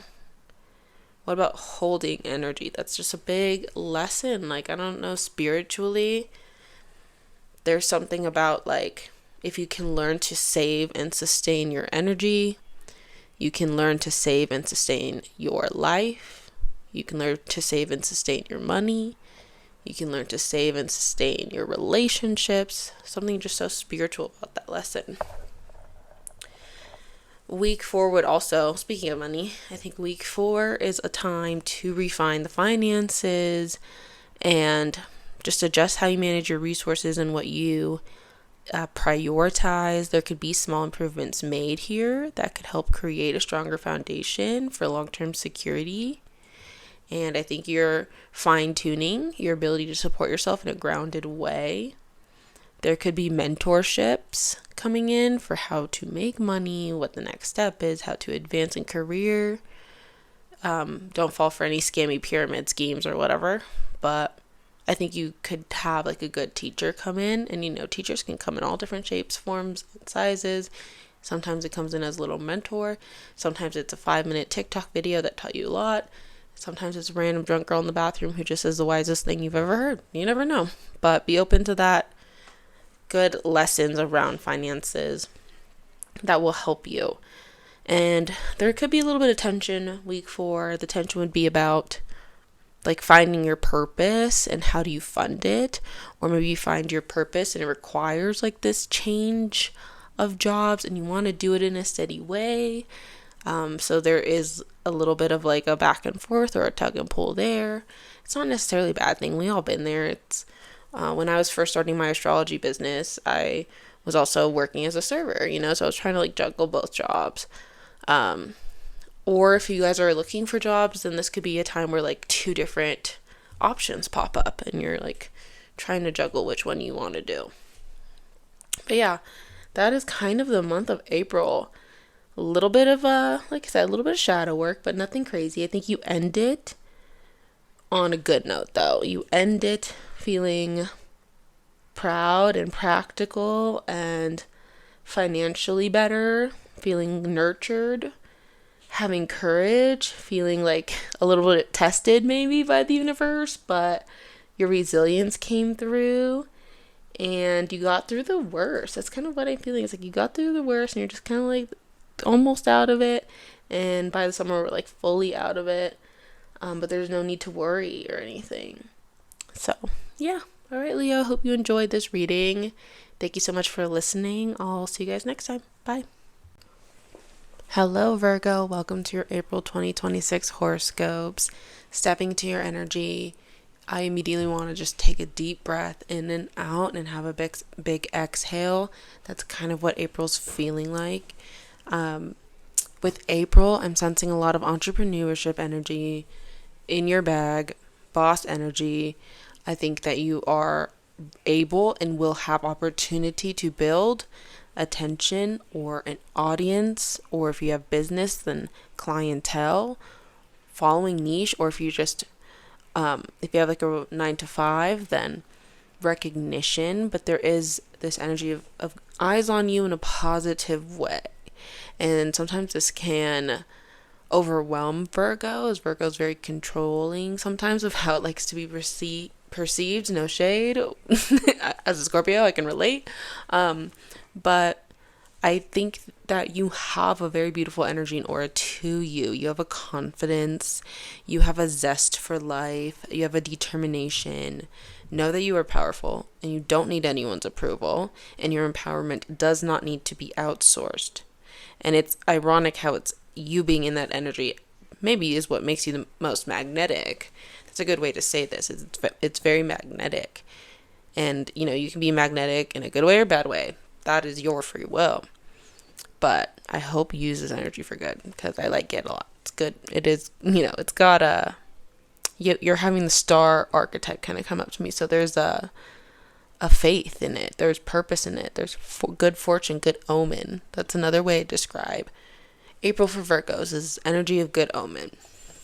Now, week 1, let's see. I'm sort of feeling like a recalibration, rejuvenation, kind of energy recharging. Maybe you've had a busy month of March. Also, identity refinement. I think something becomes clear about what you value and what you have been showing up for, and you are ready to decide if that's still worth the energy exchange. I think you're making balanced decisions around your resources, your incomes, your boundaries, the way you give and receive. I think you now understand what it looks like to have a fair exchange, and you have more confidence in standing up for yourself when it comes to that. So, no, don't lower your prices. If any of you guys offer services or have side businesses or run small businesses, know your worth. And I think there is this beneficial exchange that is strengthening between you and whoever you serve, And a serve can have this weird egotistic tone to it, but it's actually a very human thing, and I think it's part of everyone's experience and it's a healthy experience, right? To know how to lead, but also know how to serve and who to serve. And trust me, I know people who make good money running a service, like doing nails or bartending private events or anything like that. But money can be made helping rich people do stuff. So I wonder, Virgo, if any of you guys are kind of tapping into that. Just inner boss, inner entrepreneur. That could be week 1 for you. There's also this easy way out week 1. Maybe it's the easy way out of whatever's stressing you. Maybe it's a financial issue. Maybe you help a friend out, or maybe a friend's helping you out, but maybe there's some type of opportunity there. Maybe you're able to pay off something. There's an energy of an easy way out. Let's see. Week 1. You're also, I think, learning to market, learning to use your thoughts, learning to sell yourself, learning to pitch yourself.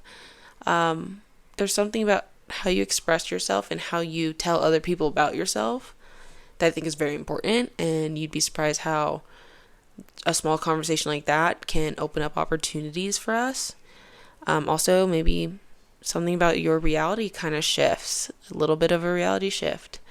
That's when big news hits us, we hear somebody's pregnant, right? That's a reality shift. Wow, now I have a niece or nephew or blah, blah, blah.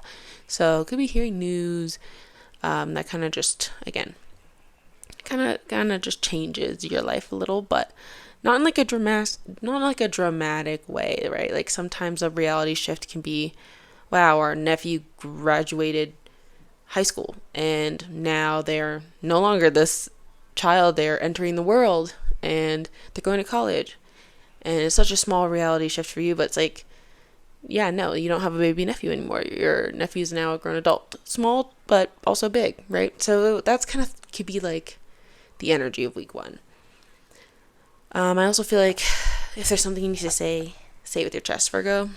Even if it doesn't bring you pleasure to say it, sometimes things need to be said. And I think you have a good way of delivering it. Also, week 1, trust in that there could be this conflict between what you believe and what you say. Make sure you're saying things that you mean. Make sure you're not talking out of temporary emotions or, talking out of a heightened state or anything like that. Just be careful with your words, because that could like build or break relationships. So be reflective on what you say, because I think people underestimate Virgo, and that their words do carry a sting. Like, their words do stick. So be intentional with that. There could also be a little bit of conflict week 1 with like privacy or security. Maybe feeling like, maybe you have like a visitor in your home or something. So like your privacy is a little bit disrupted there, but nothing big or anything. But I would just, make sure you kind of prepare for that a little bit, and just make sure you are protecting your privacy and security, especially like these days. People post the dumbest things online. They'll post exactly where they live, their exact house online. Don't do that kind of stuff week 1. But yeah, also watch out for like news and kind of like the collective's like heaviness and heavy energy. Watch out for that, like impressing on you or taking you down, or those types of things we observe and we get educated on, but we don't have to absorb it and get depressed or sad over it. So just watch out. Maybe stay off the news week 1. Now week 2, wow, okay, so a little bit more of a fun week. I feel like there's something about your creativity, your joy, your self-expression, your passion, something that is like lighting you up. It's making you feel alive. There's a moment of maturity there. I think you recognize what it takes to allow yourself to build this or experience this in a sustainable way. It could be as simple as even like experiencing joy. It also could be as intense, not like intense, but as significant as maybe like a creative hobby becomes a big business for you. Something, it could be anything along those lines. It all depends on your personal chart, but connecting with that joy, that passion is very crucial either way. There's a lot of inner child healing. Maybe that can also determine the direction you take in April, is whether or not you're going to bet on yourself and on your passion and on your joy and on whatever it is you are bringing into this world. This could, also mean children too. Second week could be a good time to attempt if you're trying.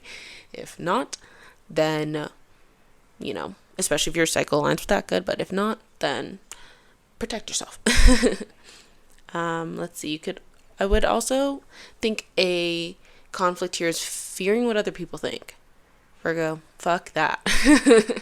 You should fear not putting yourself out there. You should fear not taking a chance on yourself and closing such an abundant door. That's what you should fear. Could be also some social media growth or attention there, especially if you've been trying to, get more traction going there. I like that energy second week of April.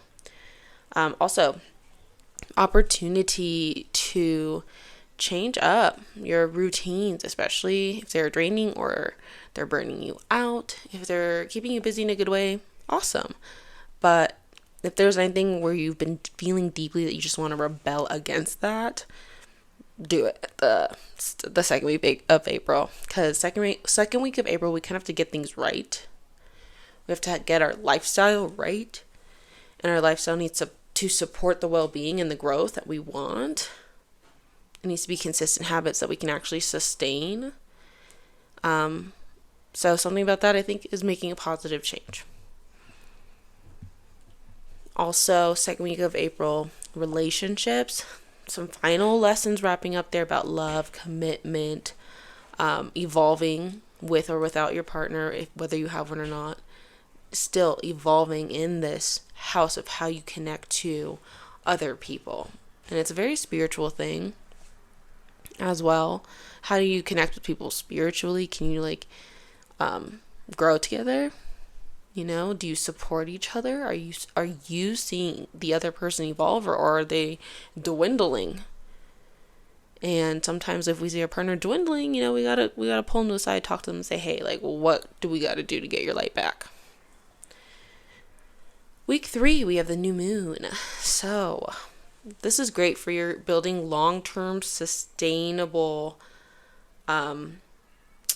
like connections, long-term sustainable. Again, this is another great time for clientele. Great for starting business. There's a little bit of a conflict here is to know your limits, know when you've had enough. How does your psychology and programming impact your relationship to control? Because there's also kind of like a fresh start that needs to happen there. And we kind of have to shift how we handle ourselves there. Now, third week, I think there's a deep emotional shift, but there's also like a mental shift. Maybe a shift in vision for your long-term goals, long-term life. Something that you maybe thought was long-term isn't. Or something that you didn't think was long-term is. I feel like it's more so the second for some of you. And I think you are feeling more intentional about what you believe in and the direction you're going and the purpose you're taking on. And I would also just make sure to kind of be careful what you say in public or workspaces. Try not to say anything inappropriate to the wrong audience, as this is also an energy where things like that can slip out.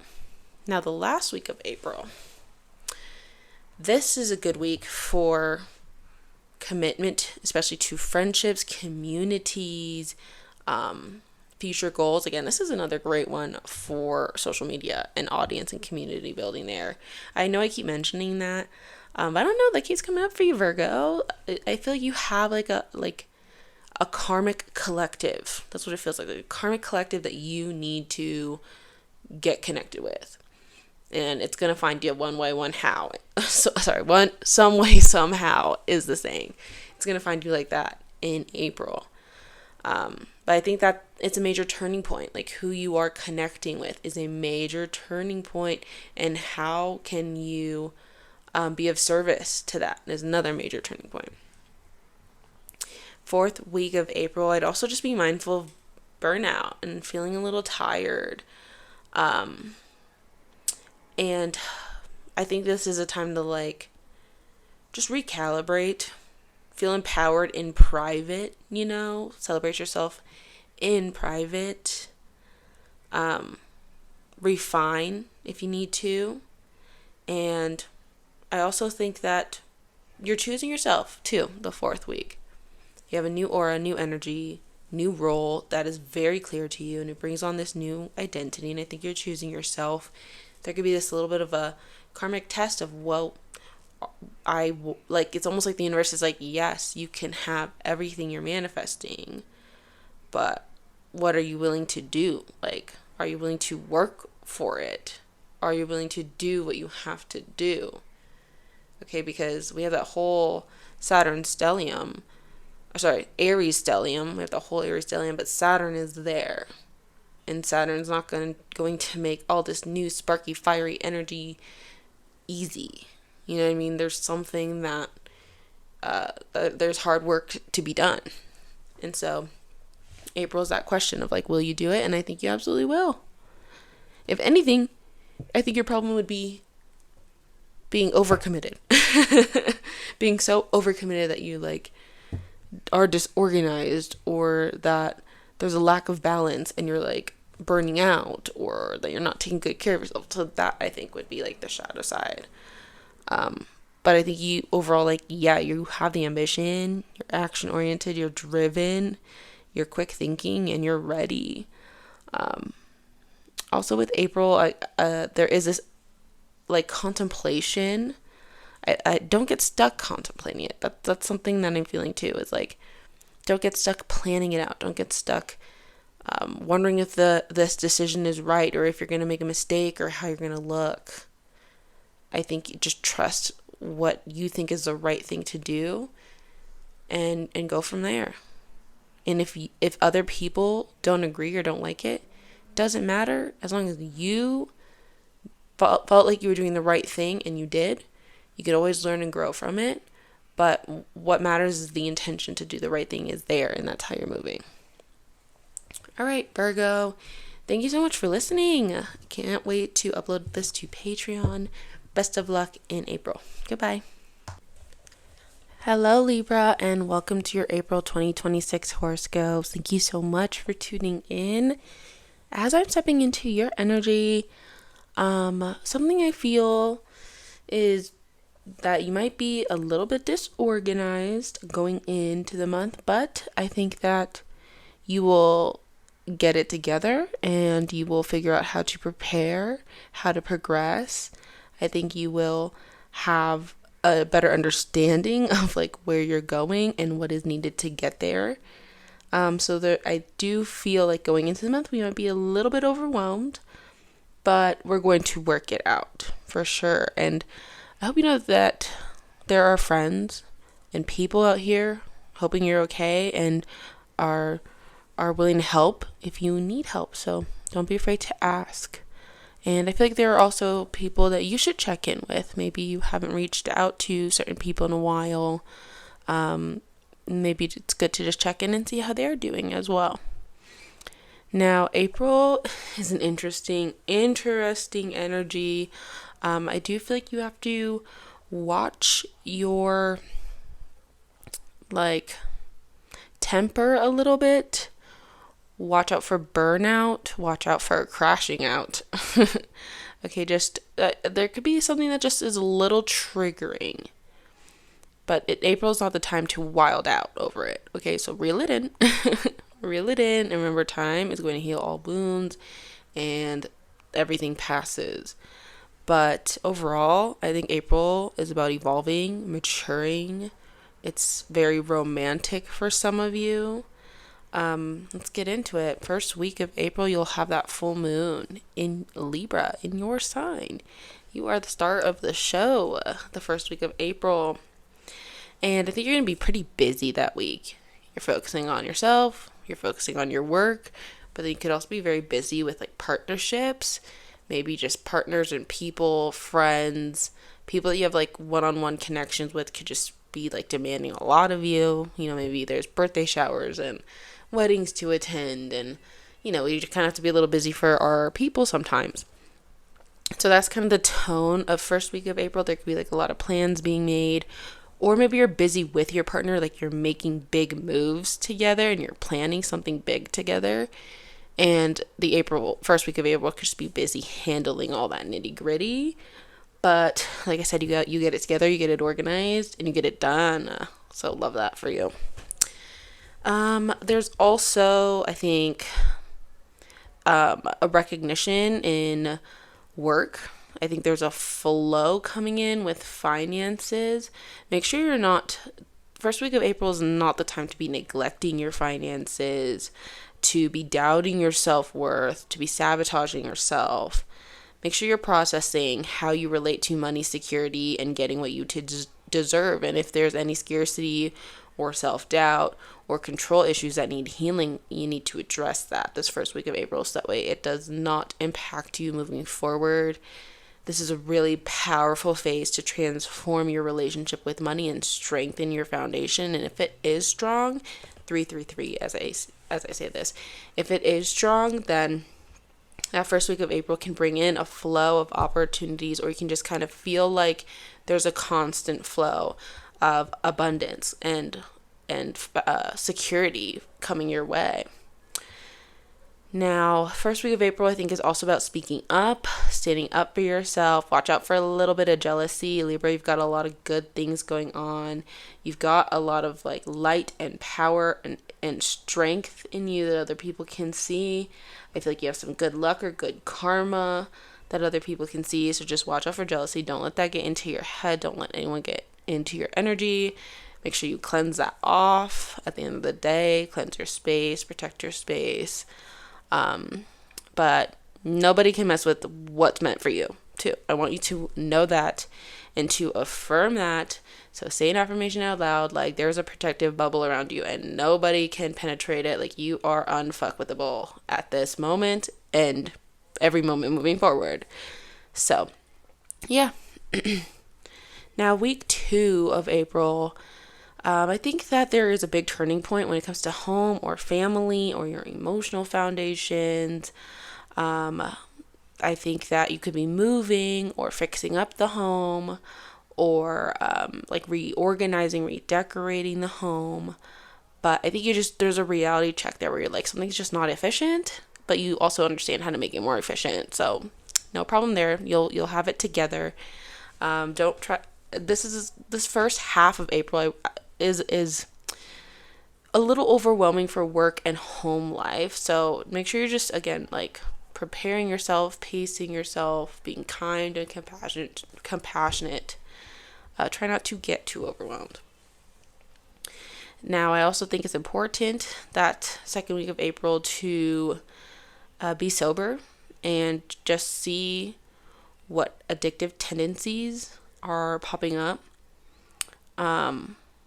See also what kind of like, because I think as you sober up, or if you are sober, then the second week of April could be a time where creativity and joy and like authenticity and recognizing this version of yourself that's ready to come through. It's always been there, but it's finally ready to come through. Like that comes through being sober, and it emerges, I think, through just some quiet time with yourself, through reflection, or even just through noticing. Like when you look at yourself in the mirror and you really like something about the way you're looking or the way you're feeling, like note that.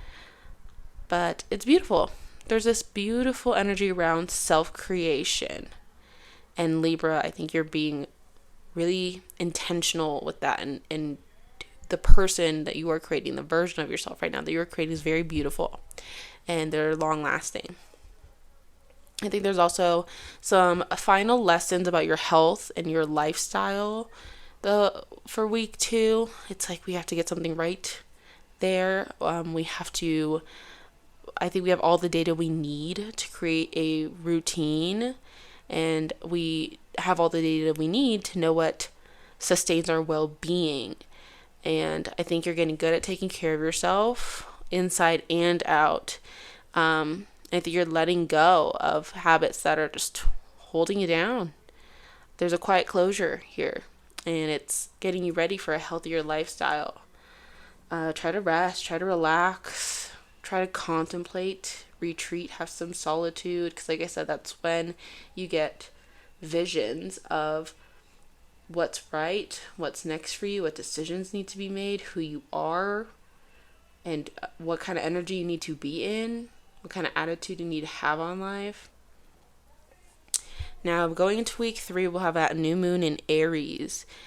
This is a new cycle for relationships and partnerships. So some of you are stepping into new roles. Some of you are changing up your dynamics. Some of you are evolving to the next level. Some of you might be, pregnant. Some of you might be breaking up. Some of you might be getting engaged. Lots of activity here for Libra in the 7th house. And if you're single, this is definitely a time where you could be dating, putting yourself out there, meeting new people, getting in contact with people, friends saying, hey, you should meet this person. It's interesting. And this goes beyond romantic relationships. This could be business and platonic relationships as well. So new cycle going on there. Lots of activity going on there. And to really pinpoint it, you would need to look at your natal chart and see what's going on there. Now, that 3rd week of April, I think you're also just grounding into your emotions, into self-trust. I think there's so much change going on, so much activity going on. It's important to take a moment and ask yourselves, what are our values, what are our boundaries, and trust yourself to honor those things. It's like these small, consistent actions that you do for yourself that build a sense of self-security and confidence and inner stability that no one can ever take away. And I think that's something that's building for you this month, which sometimes Libra can kind of give that power away to others. It's like Libra is the sign that's about weighing decisions.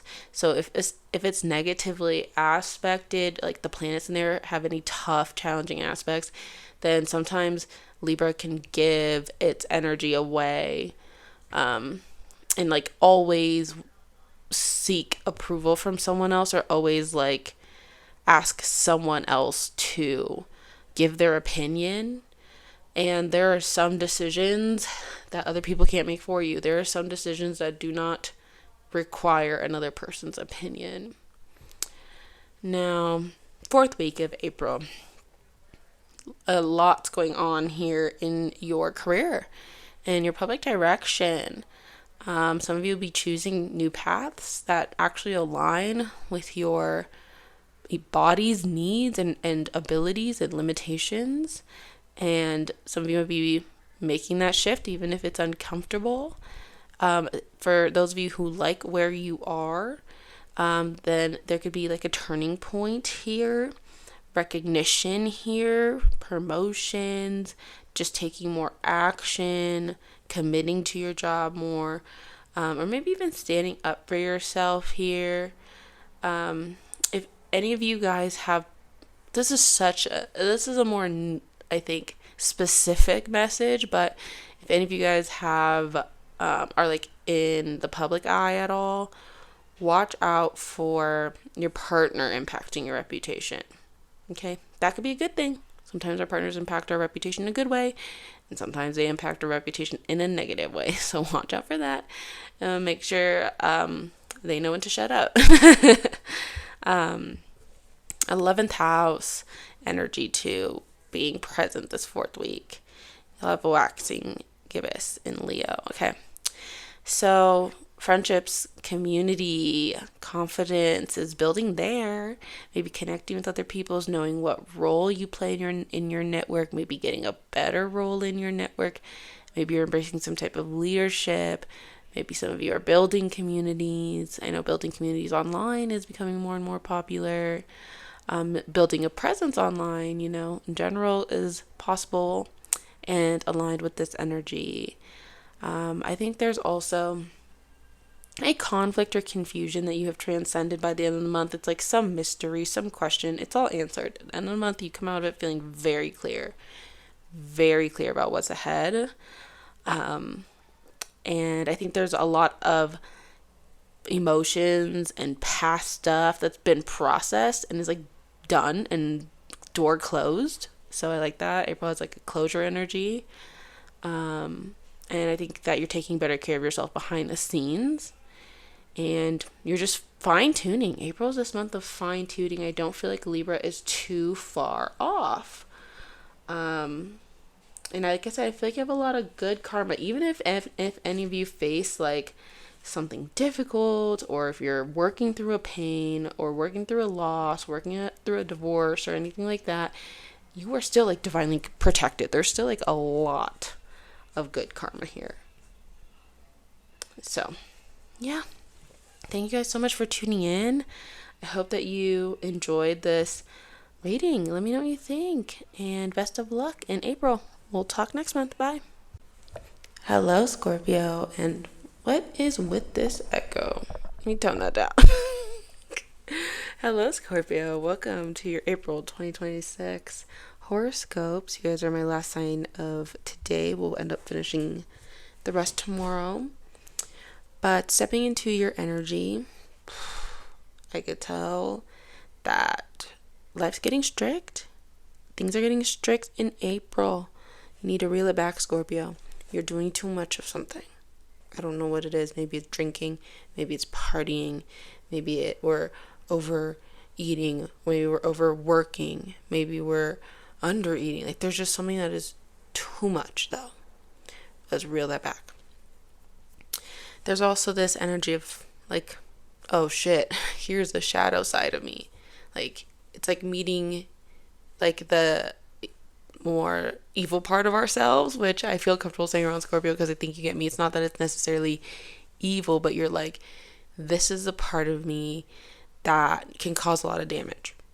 And I think it's important to meet that part of you this month and figure out how to integrate it, how you can use it to create good instead of using it for damage, because it's like a sword, it depends how you wield it. It could be used for good, or it could be used for evil. It could be used to protect, it could be used to destroy, And I feel like Scorpio is bestowed a responsibility and a gift by having this side of them. And so that's something you're meeting in April. And so watch out for losing emotional control. There's lots to celebrate. I'll tell you that there's lots of good things coming. There's lots of celebrations. You're on a good run. And sometimes it's when things are going good that like Scorpio can lose it, or Scorpio can self-sabotage, or like you spend the abundance way too fast, or you don't like temper yourself. You don't temper the goodness. Like you either don't know how to hold it, or you don't subconsciously, you don't want to hold it. You don't think you can hold it, so you self-sabotage. We want to be careful of that, Scorpio. Okay, because we don't want to hate ourselves over stupid stuff. Like we need to get out of that cycle. And if you do, I think, this is a good month to like lay low, get your bag, stay away from drama, stay away from things that don't seem right, stay on your good girl behavior. I feel like Scorpio's like, I've been a good girl for so long though, and I don't see results. The results are coming, so don't you dare get distracted. Stay locked in. Stay locked in. I'm not even playing. Week 1, let's get into it. Week 1 of April. Oh, okay. Wow. Full moon in Libra. This is going to highlight that inner world, that subconscious patterns. You might be busy and tired at the same time this week, feeling a little nostalgic maybe, kind of just reminiscing on the past. Make sure you don't live in it for too long though. Find the balance again. That's what week 1 is about. You need to find the balance again for whatever you are doing too much of. Now, I think you're also no longer neglecting yourself. I think you're processing more deeply what you need to about your identity, your body, what needs healing, what are your strengths, how do you show up in the world. You're beginning to alchemize. It's time to alchemize those old versions of yourself. You can't feel sorry for yourself. You can't stay stuck in it. You have to do something about it. This is your mission as a Scorpio. This is your medicine. This is what you teach us all how to do, and you teach us by learning it. So pay attention to patterns tied to control or survival. I think this is a really powerful moment to reconnect with yourself. I feel like Scorpio has been feeling this weird disconnection from their self, and this is a first week of April is really crucial for reconnecting with yourself and making space to learn more about yourself, study about yourself, get into your astrology chart. You can look up pretty much all your placements online for free if you want. Resist the itch to self-sabotage, turn your pain into art. First week of April, also watch out for deceptive opportunities, weird deals, bad deals, trickery, money for no good reasons. That's a theme that comes up in April. It's selling your soul, or signing a bad contract, or working a job that makes you disconnect from your body. Those types of stuff. We want to be really careful about that.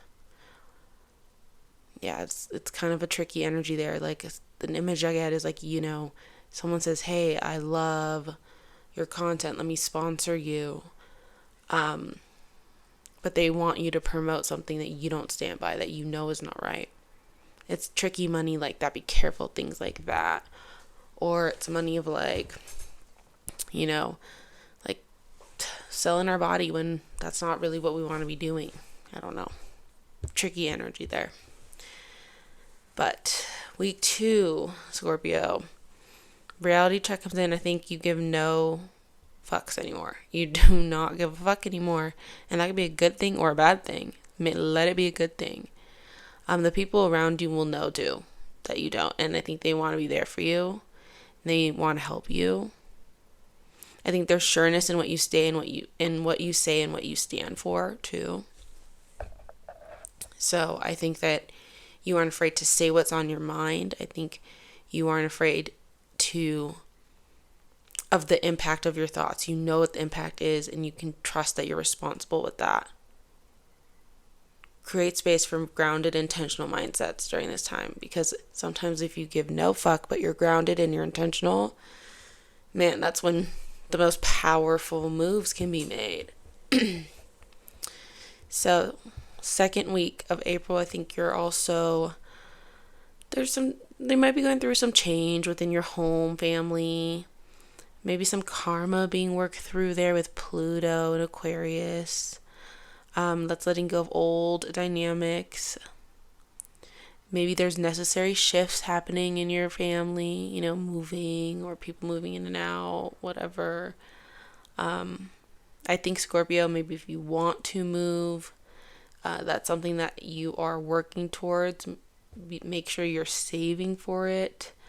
Make sure you're, setting boundaries around your finances, and you're advocating for yourself, and you're sticking up for yourself. Let's see. Second week of April, also some lessons here around joy, creativity, how you play, how you have fun. It's good to allow yourself to experience pleasure and to be seen, and to release and surrender and let go of all the fear and all the blocks and just express yourself. That's good too, but make sure we aren't doing anything harmful, make sure we're not partying all the time in order to unlock that part of ourselves, something like that. We're not drinking all the time in order to unlock that part of ourselves. You have to learn to just be that naturally without needing something else to tap in for you, to help you unlock it. That is a creative block that could be worked through on week 2. Now, when it comes to your work life, your daily life, I think you're being called to structure your days more for well-being. This energy could bring in a new job, a new schedule, new approach to responsibilities, new direction in life. That's if your day-to-day life is together and you've earned it. That could be something that comes through for sure. If not, let's say you're working a job that you're not in alignment with, and this could feel like burnout. This could feel like boundaries and limits. And eventually the question is okay, when do I respect myself enough to say no? Where's the boundary? Where's the self-worth? We have to make sure we address that too. But if you've been good with that, you've been good on work, then I actually think it's pretty steady for you in April. Now, relationships and partnerships and love and connecting with other people.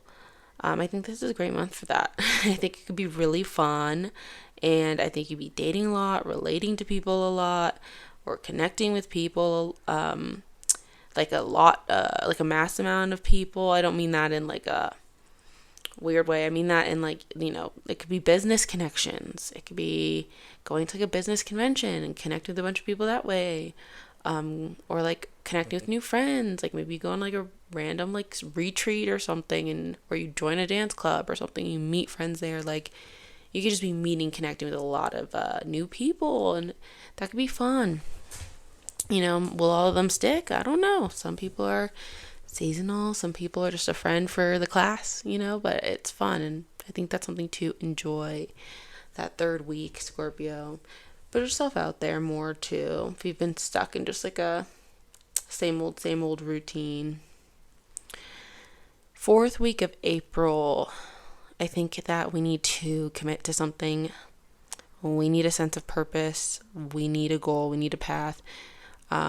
We need to choose one that feels aligned.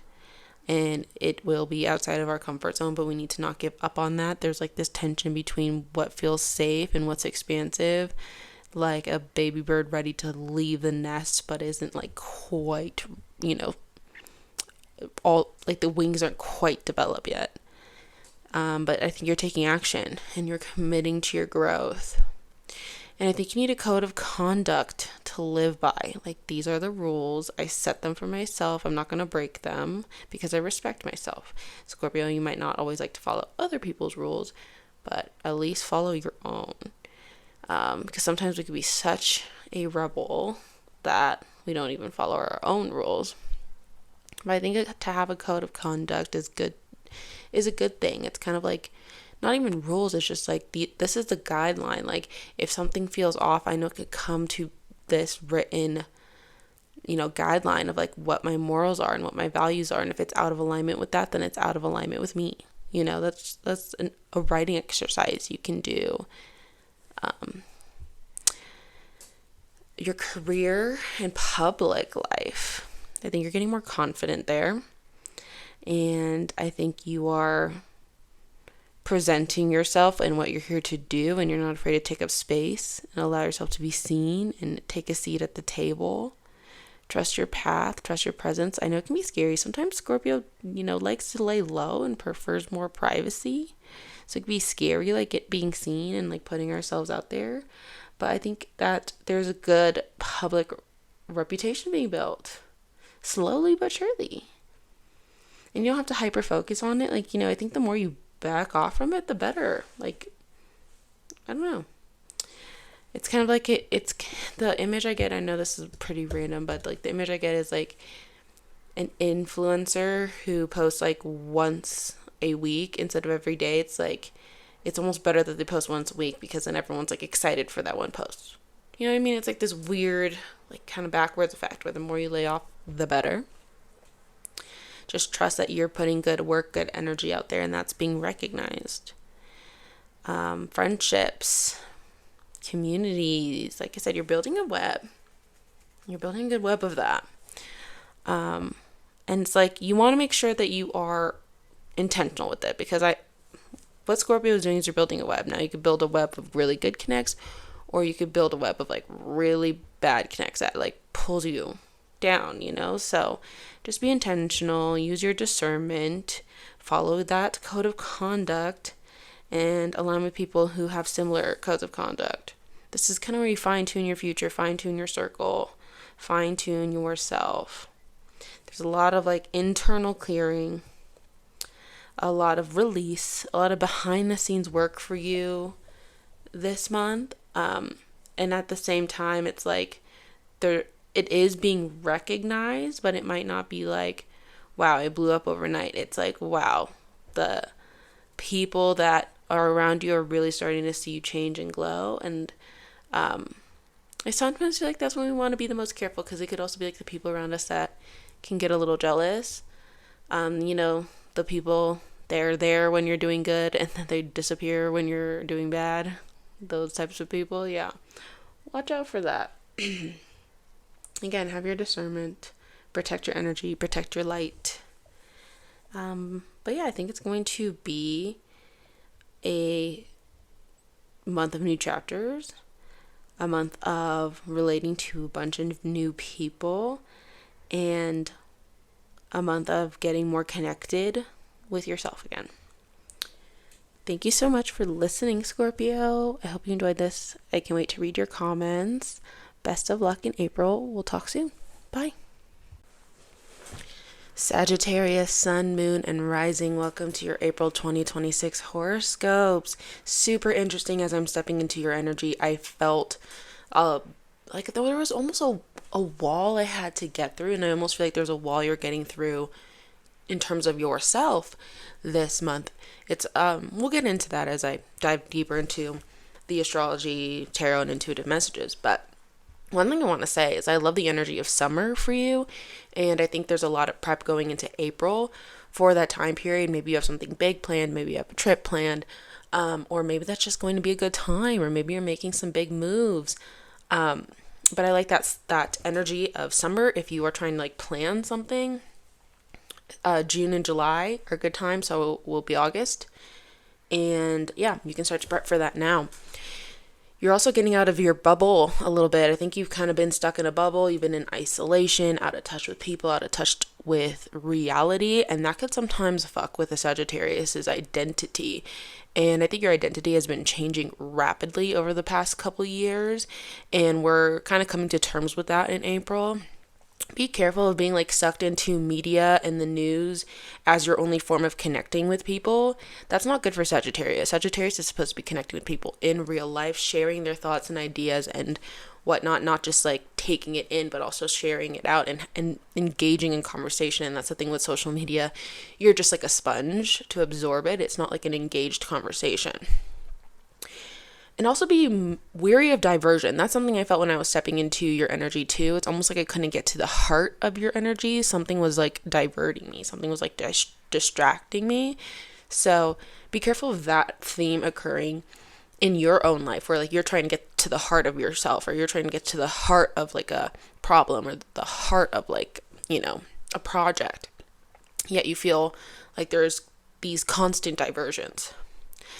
Another thing I was feeling, Sagittarius, is you need to be on your best behavior for April. I feel like some of you are feeling that itch to be a crazy Sagittarius, you know? And I feel like you need to stay locked in, though. Something about stay steady, stay disciplined. It's coming up. And use your evil for good, Sagittarius. Use your evil for good. I think there's also like a fantasy that you are getting over. Something's getting real. Okay, so trust yourself, trust your sensitivity, and face it. There's also like a misdirected creativity or inner chaos that's like clouding your judgment. We need to get that organized. We need to be, again, there's this energy of misdirected, right? Like being diverted. Like we need to get back on the path. We need to lock in. And I also feel like Sagittarius, there's been a lack of passion. There's been a lack of inspiration that you are trying to tap into this April, and I think you will have that breakthrough. Like you're ready to find that again. You're ready to feel like you're zest for life again. So don't be afraid though to fall. Don't be afraid to change things up. Be ready for anything. I kind of feel like you're in a little bit of a trust fall with the universe this April. So let's get into week 1. We have a full moon in Libra. All right, that's going to illuminate your friendship circles, your communities, your future goals. Something about that is becoming clear in where you're heading, and I'm sure you've heard this from 80 million astrologers, but trust me, I have other layers to add to this. And I think you're ready to make a balanced decision around long-term connections and your long-term vision, and you know this level of support that you have. Okay, I think that we are feeling like we need more support, or we feel like we lost some support, and I think you're kind of ready to handle that. There can be like conflicting energies in terms of networks and seeing your friends and seeing your acquaintances and getting yourself out there that conflict with like your finances, maybe debts you owe, kind of like bonds that you have. I don't think this is time to go into business with people unless you want someone who does give you the conflicts, like who does give you the alternative idea but shares the same goal. I would just be like mindful of that. But I also feel like Sagittarius, first week of April, you're kind of like no longer neglecting your inner world or healing or subconscious patterns. You're being asked to process what's going on behind the scenes. And I think that's why there's so much distraction and diversion, because you don't want to process what's going on behind the scenes of your own mind, behind the veil of your own mind. And you're not allowing like the healing and the alchemizing to begin. And this is a big part of your path right now. Is to emotionally clear, is to face everything, is to bring yourself a new sense of peace and renewal. Let your internal world flow and shift and change, and people will ride that wave with you. I feel like Sagittarius gets scared that people can't ride that wave with them, because some people can't swim at 12 feet deep, you know. But and Sagittarius, I feel like you are a deep person, and people don't always understand that about Sag, but you are a deep person.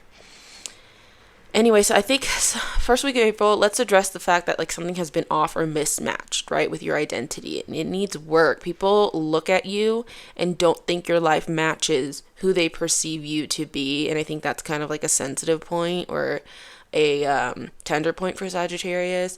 So there might be a need for a reintroduction. Let people know who you are now. or the first week of April. Or there might be a need to like grasp and process who you are. And maybe you're like, wow, I have been building a life that's out of alignment with me. It's one of those things. It's either you've got to tell your people, this is who you are now, they get with the times and they'll respect you for that. Or you need to maybe address that you are building something that isn't in alignment with you, and we need to make a change. And I think there are some changes that's like, it's permanent, you can't undo it.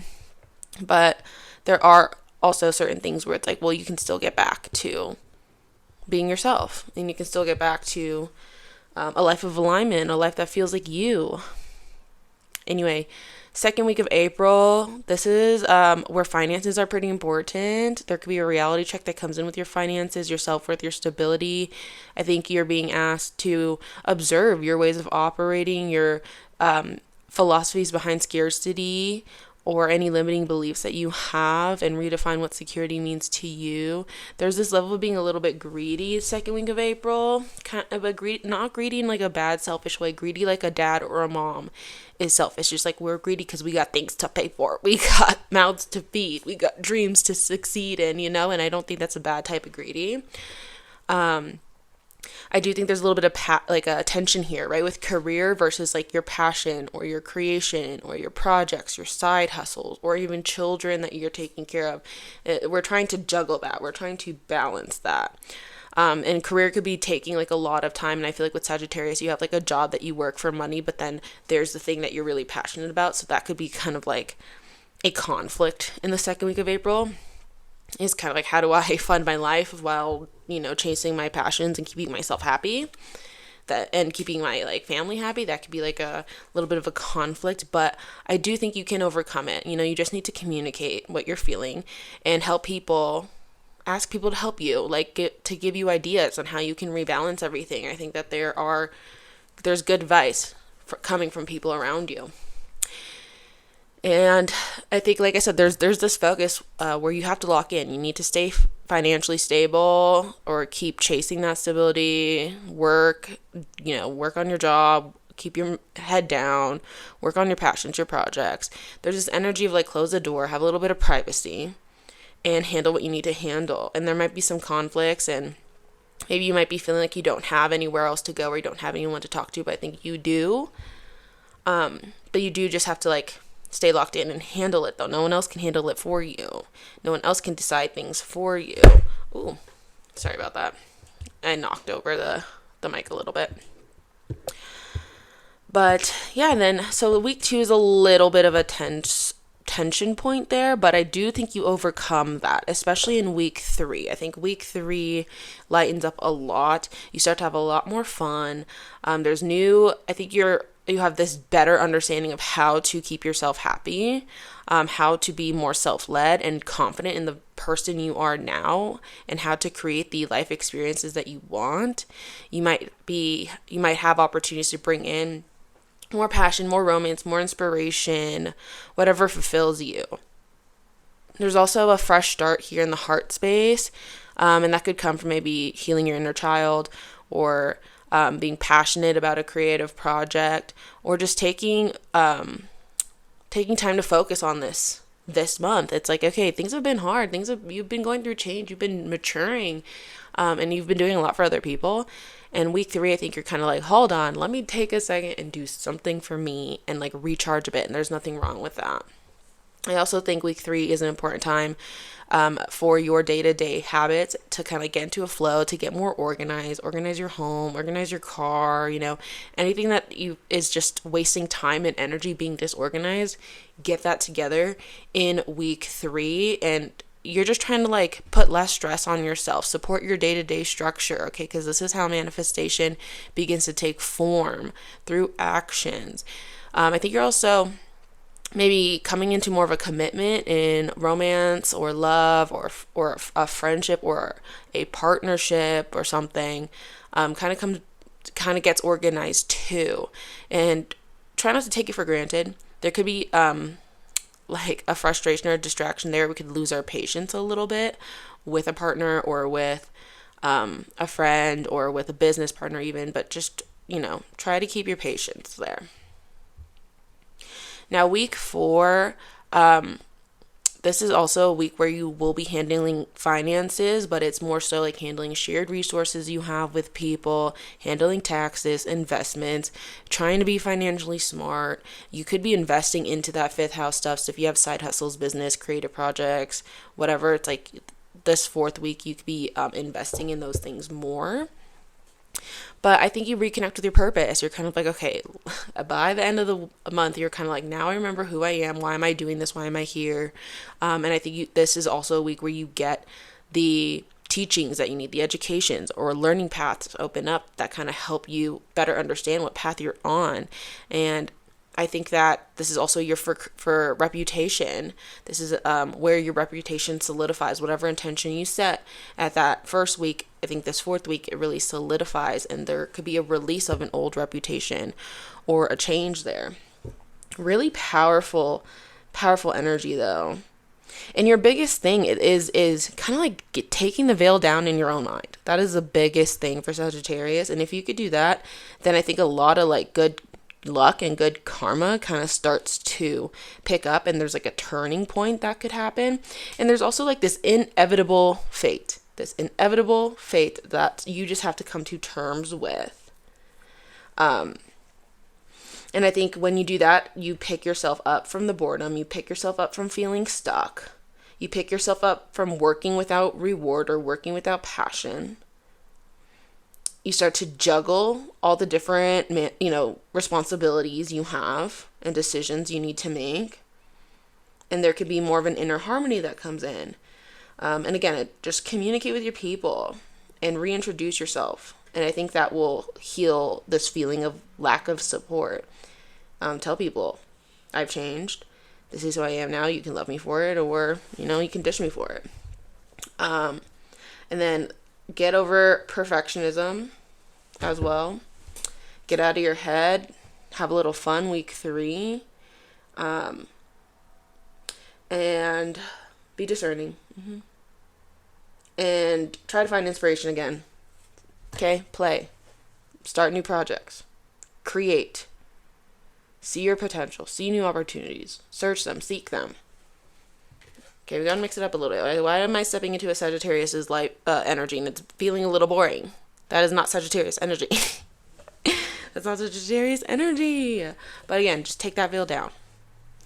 All right, Sagittarius, I'm going to go ahead and wrap this reading up. Thank you so much for listening. It was a little bit of a complicated energy that you're working with in April, but I think you got it. And I think you understand what I'm talking about and you can handle it. And I can't wait to read your comments. Best of luck this April. Bye. Capricorn, Sun, Moon, and Rising. Wow, the beeping coming through as I start your reading. Welcome to April 2026. Such a big year. Big year, but big month specifically for Capricorn. Wow, stepping to your energy, I immediately feel coming home to yourself, finding parts of you thought you lost. And I think you have to kind of go into your past a little bit and like retrieve a part of you that you thought you lost. So that could bring up like deja vu feelings. That could bring it up like if only feelings, what if feelings. Do not let that rob you of everything you have going on right now. Go in there, retrieve whatever you need to retrieve, and then get out and come back to the present moment, okay? Because it is rebirth month. It is judgment month. It is time to break away, okay?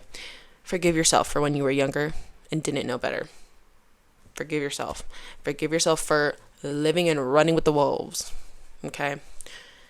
I do feel a lot of abundance and harmony and prosperity and like things falling together in April for you. I think there will be a, what's the word? Like a result, or maybe even like an answer or a solution to any financial like losses or lack mindsets or anything like that. I think there's also an end of confusion. There's a breakthrough. And that breakthrough is an inevitable good luck, inevitable faith, inevitable like path opening up for you. I think something becomes super clear to you, like, oh, I'm meant to go down this way. It's time for me to go this way. Week 1 of April. I think that this is great for career. purpose, your public life, your direction, your roles in life, how you're being seen by other people. I think you're able to make balanced decisions here that support your well-being and your ambitions. And I think people look at you and they see success. They see prosperity. They see leadership. They see that good things are coming to you. So just protect your energy a little bit there. As you know, light can attract flies, right? I think you are adjusting your path. I think you're choosing to let yourself be seen. Don't self-sabotage this energy. But first week of April, definitely feel a financial boost coming in. There could be like fun changes in career. Career could somehow be taking off in some type of way. And especially if you're in alignment with your career. If you're out of alignment with your career, then this could feel a little bit more of like tension, kind of like, oh, I don't want to be working this job, but it supports me, so I work it. And I think we're moving out of that context and storyline in April. First week of April, I think you're also no longer neglecting your friends or your communities. I think you are realizing like you can't do this alone. Okay. It's okay to have people around you. And I think you need to heal something about trust, loyalty, emotional investment. Maybe you've lost friends in the past before, so you haven't really reconnected with new friends. And maybe you're doing like the shadow work to start to move through that blockage. And if you do have good friends, this could be a powerful phase for your friendship circles and your social world. Maybe you're going to have more meaningful, supportive conversations. Maybe people are opening doors for you, sharing opportunities with you. And the last thing about the first week of April, I think it's very healing. I think we want to rest too towards the end of the first week and just continue to release what we've been holding back, continue to unveil what's been going on behind the scenes of our own mind. A little bit of a spiritual expansion happening here. Also insights coming in. I think that's why it's important to have a little time alone, a little time to recharge and rest, because that's when the insights come in, and these insights determine your momentum for the rest of the month. And I feel like there's something that Capricorn's been a little like confused on or going back and forth with. Should you do it? Should you not? Should you make that move? Should you not? I think that becomes super clear first week of April. Now, second week of April, a little bit of a reality check when it comes to the way people see you. I think you're kind of like, whoa, I didn't know people saw me in that light. And I don't think it's a bad thing. I think it's going to open up maybe new versions of yourself, if anything. I think that it could lead to more maturity as you recognize who you are becoming in people's lives. There could also be an opportunity the second week of April to improve or change your financial situation somehow, or your sense of values and self-worth. If you've been like rebelling against that stuff or like avoiding the necessary responsibilities here, second week of April is your moment to get it right, and you need to get it right. Okay, there's some kind of like last call, last minute situation here to get the momentum going here and be responsible for your value, because no one else is responsible for your value, what you value, how you value, except you. No one is responsible for making money for yourself and supporting yourself except you. Like, you got to make sure you're taking care of you.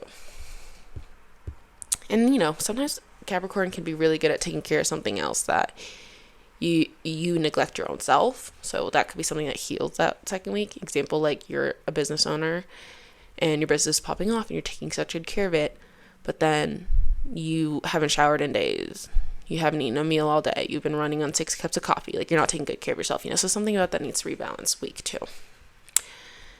You are also, I think, moving through some type of mindset, or if you guys are negotiating deals, buying new cars, something where you have to like sign your name on the dotted line. I hope you didn't do that during the retrograde. Week 3 of April would be like a better time to finalize that. And I think that could support you too. I think this might be a time where if you've been saving for a car, like I said, you buy it, you sign your name on the dotted line. If you've been wanting to move, then you find the place. You sign that rental lease. Like if you've been wanting to work with a brand or something like that, then you make that deal. So I think this is a good week for that. Now, week 3, we have that new moon in Aries. So there's this new cycle here for home, family, your emotional foundations. I think that you're being called to create a space that truly feels supportive of you. Some of you might be moving homes, buying homes, redecorating your home. Something about the home though is necessary and needs to like update so that way you can better support your career goals. Example, like if you work from home, maybe you turn that spare bedroom into the office. Like something about the home needs to support you. Or if you're living with a bunch of roommates that are like partying all the time and like they piss you off to keep you up at night, like we gotta move. So April is emphasizing your home life like crazy.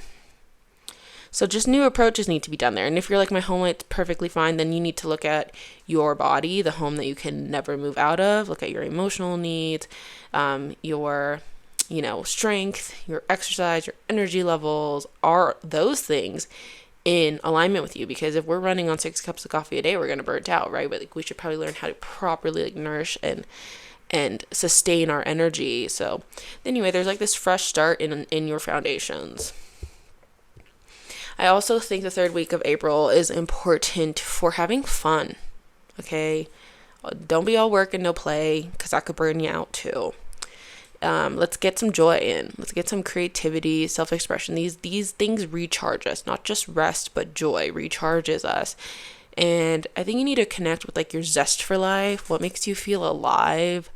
How do you spend your time when you're not working? What are you doing? What are you creating? What are you, how are you living? If that has been gray or dry in any way, then this 3rd week of April is a time to definitely add in more pleasure and passion. Maybe plan something fun. Now, week 4, big turning point in relationships and partnerships for you. I think you're being asked to reflect on your partners and your dynamics. Are they imbalanced? Are you emotionally well in them? Is there something uncomfortable that you need to discuss? Is there any tension that you need to be worked through? This is where you take action and you communicate and commit to a healthier relationship.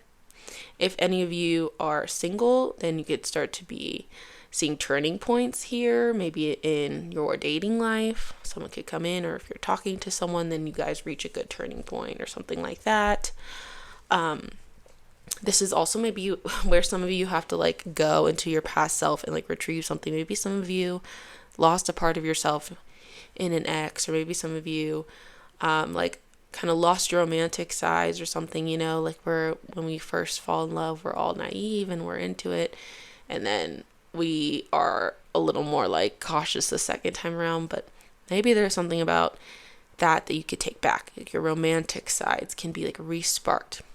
I keep hearing like you are safe now, Capricorn. Like you're safe to trust the people around you. You're safe to lean on people. You're safe to open up. You're safe to let your lover sides out. You're safe to be romantic and romanticize your life. 4th week of April, I think you're also getting emotionally deep with yourself, getting vulnerable with yourself. But that's how you build a trust with yourself. Okay, that's how you build trust. And when you build trust, you also build confidence in yourself. So I think you're embracing intimacy a lot the 4th week of April. So either getting, deeper with yourself or getting deeper with another person. I think you're allowing yourself to be seen more and allow your connections to become stronger.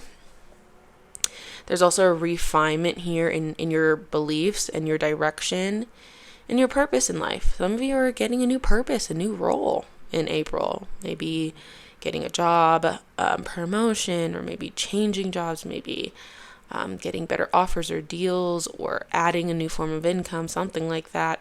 Or maybe like your purpose has nothing to do with work. Maybe you guys just picked up another hobby, or you're becoming a parent, or you're going back to school or something. But I like this energy of fine tuning your direction. By the end of April, I think you have a really meaningful, grounded sense of direction and path laid out for you. And I think you have the patience and the confidence to walk it.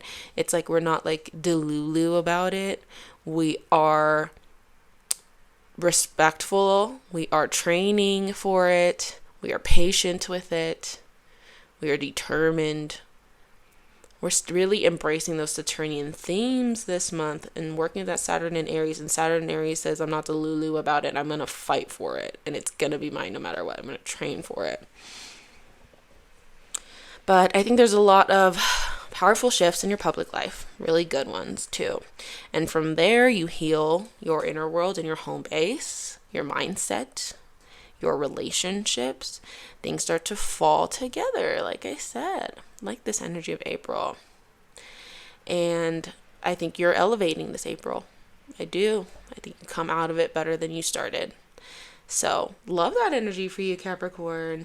I hope that you enjoyed this reading. I'm excited to read your comments down below. And best of luck in April. I'll see you next time. Bye. Hello, Aquarius, and welcome to your April 2026 horoscopes. Thank you so much for tuning in. As I step into your energy, there's a lot going on for April. There's so much like fun and heightened good times, but I could also tell there's a little bit of like density that needs to be moved through.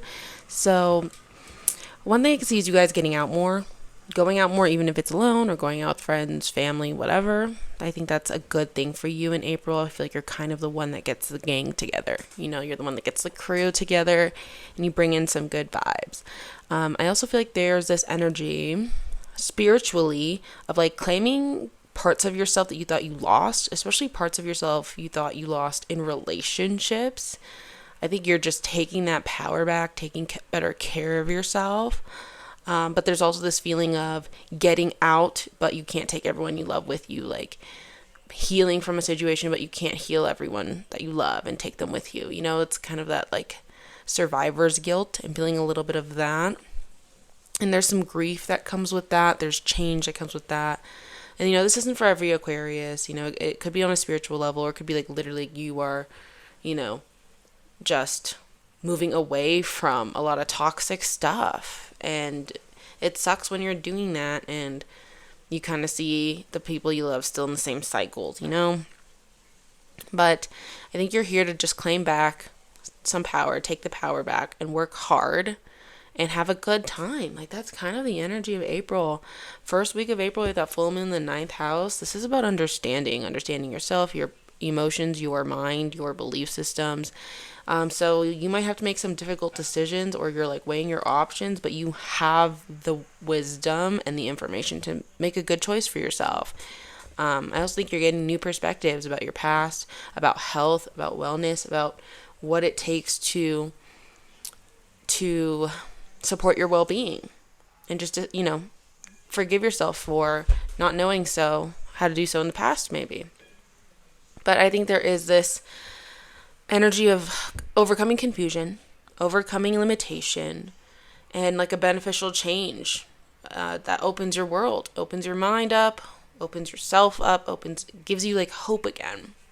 There's this energy of hope. I like that. First week of April, you are also like working on your career and your purpose, your public life.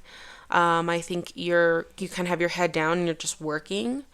Aquarius, stay locked in, stay motivated. I think there's going to be some effortless, beneficial changes that can come in. I also think that you are just seeing the bigger picture of what do you want? What are your future goals? What do you believe you can have? And I think you are getting more clear on like what it takes to actually build that and sustain that too, the second week of April. So I like this. I think your future plans get more clear. You have like a path and a plan, and there's this energy of like we might be like delulu with our goals, but we are also strategic and disciplined, and we're willing to fight for it, and we know what it takes to get there. So I really like that energy. I feel like you know your self-worth. I feel like you're ready to hustle. Try not to live beyond your means too much. Of course, I understand that's not easy, especially if you live in America. It's week 2 of April. I feel like there's a turning point here. Spiritually, there's a big turning point. And I think there's just a lot of old, like I said, I stepped into that energy of you and I felt density. I feel like week 2, we really clear out that density. This is time to rest, recharge, handle nitty-gritty tasks, to clean and organize. Kind of try to get it right spiritually, try to get it right in like feng shui type of way, energetically. Let's kind of like clean up that area of our life. And I think that this is also a time where there's that continued planning, continued progress when it comes to work, money, career. We're still working hard and we're still, staying diligent. And I think that is good. And I also think that this could bring maybe a turning point in how you look too. Some of you could be changing your look, cutting your hair, changing your style, doing your makeup a little differently. I don't know. There's something about second week of April where you are just no longer resisting your evolution. And I think you're no longer like rebelling against growth. It kind of seems like you're instead rebelling against an outdated version of yourself. And I think you get it right. I think you are aligning with who you really want to be, and that's becoming super clear. And sometimes we go through phases where that's not clear. We're like, who the heck are we and why are we here? But I don't think that's the case for you, April. Or Aquarius. I think you're like, no, this is, I get who I am. And if I'm not clear on it, then guess what? I'm open to finding out. I'm open to playing and exploring that. Like, have fun with the process. Second week of April, too, there's some financial lessons you gotta learn. Something coming full circle here in how you value yourself and what you think you deserve. I think you're letting go of scarcity. You're letting go of like your emotional ties to money, maybe tying your worth to money. With Aquarius, I feel like you guys tend to have a very spiritual relationship to money, and I think that's developing out in April. So I would look that up. Look that up on 222 on my clock as I say that. But I would look that up on like YouTube or something. What is the spiritual perspective to money, and like kind of fall down that rabbit hole. I feel like that would resonate with you and help you to like manage it better. And again, there's this energy of like learn to manage energy, because if you can manage energy, you can manage money. They move in a very similar way. If you can manage energy, like you will be able to manage yourself and have power over yourself. So there's something about, being the alchemist. Getting a little witchy with it, maybe. I like it, though. And I think Aquarius, you guys are always down for a little woo-woo stuff. Third week of April, we have a new moon in Aries. So I think you're being asked to move on some new ideas and express yourself. I think you have great ideas and you don't act on it sometimes. And the universe said, third week of April, you gotta act and claim that idea, claim that voice. Claim it with confidence. And just start. You don't have to do it perfect. Just start, though. Lean into your skills. Lean into your natural talents. Stop playing around. There's a little bit of, like, throat chakra healing as well. Kind of getting the image of, like, Ariel from The Little Mermaid. Don't give your voice away. Take that voice back. Okay? So, an image I get, too, is, like, a person who constantly, like, outsources their decisions. Oh, should I do this? Do you want to do this? Does this look good on me? Like there's some things and some decisions that you can't outsource. You got to handle it yourself. And I think that the third week of April brings that up for you. Also, I think there's a new mindset around what home and family means to you. And I think you're making these small, consistent steps to like heal that and create more stability around that and safety and comfort around that. So there's stuff taking form behind the scenes here, like families slowly healing and moving on and homes getting more beautiful. There's like the slow, steady, beneficial change that you can count on in the home life. I think there's also almost like not like a pivot point, but like a momentum commitment point. That's what I call it. It's more of like a commitment point with your health, well-being, and your day-to-day routines and rituals. Rituals were intentional with every single step. Routines were like more on autopilot. So do you live your life more on routine or ritual? I think you are needing to be more grounded in that way. Sometimes we just run on autopilot and we're not even like paying attention to what we do. And if that's the case, we probably have something that takes us out of our body a little bit. Or so like maybe we're like always smoking weed, maybe we're drinking too much, smoking too much. I don't know. But we kind of might have like a bad habit that disconnects us from the body that we might want to address and work through. And I think you're also reorganizing your thoughts here. There's this just sense of daily mastery coming in. Let's get the day-to-day right. Week 4 of April. Okay, this is interesting for relationships, partnerships, friendships. This will be like if you're an Aquarius rising, then this will be a interesting activated house for you, as you'll have South Node here in the summer. But I think when it comes to relationships, I think you're kind of being asked to express yourself more in those one-on-one dynamics.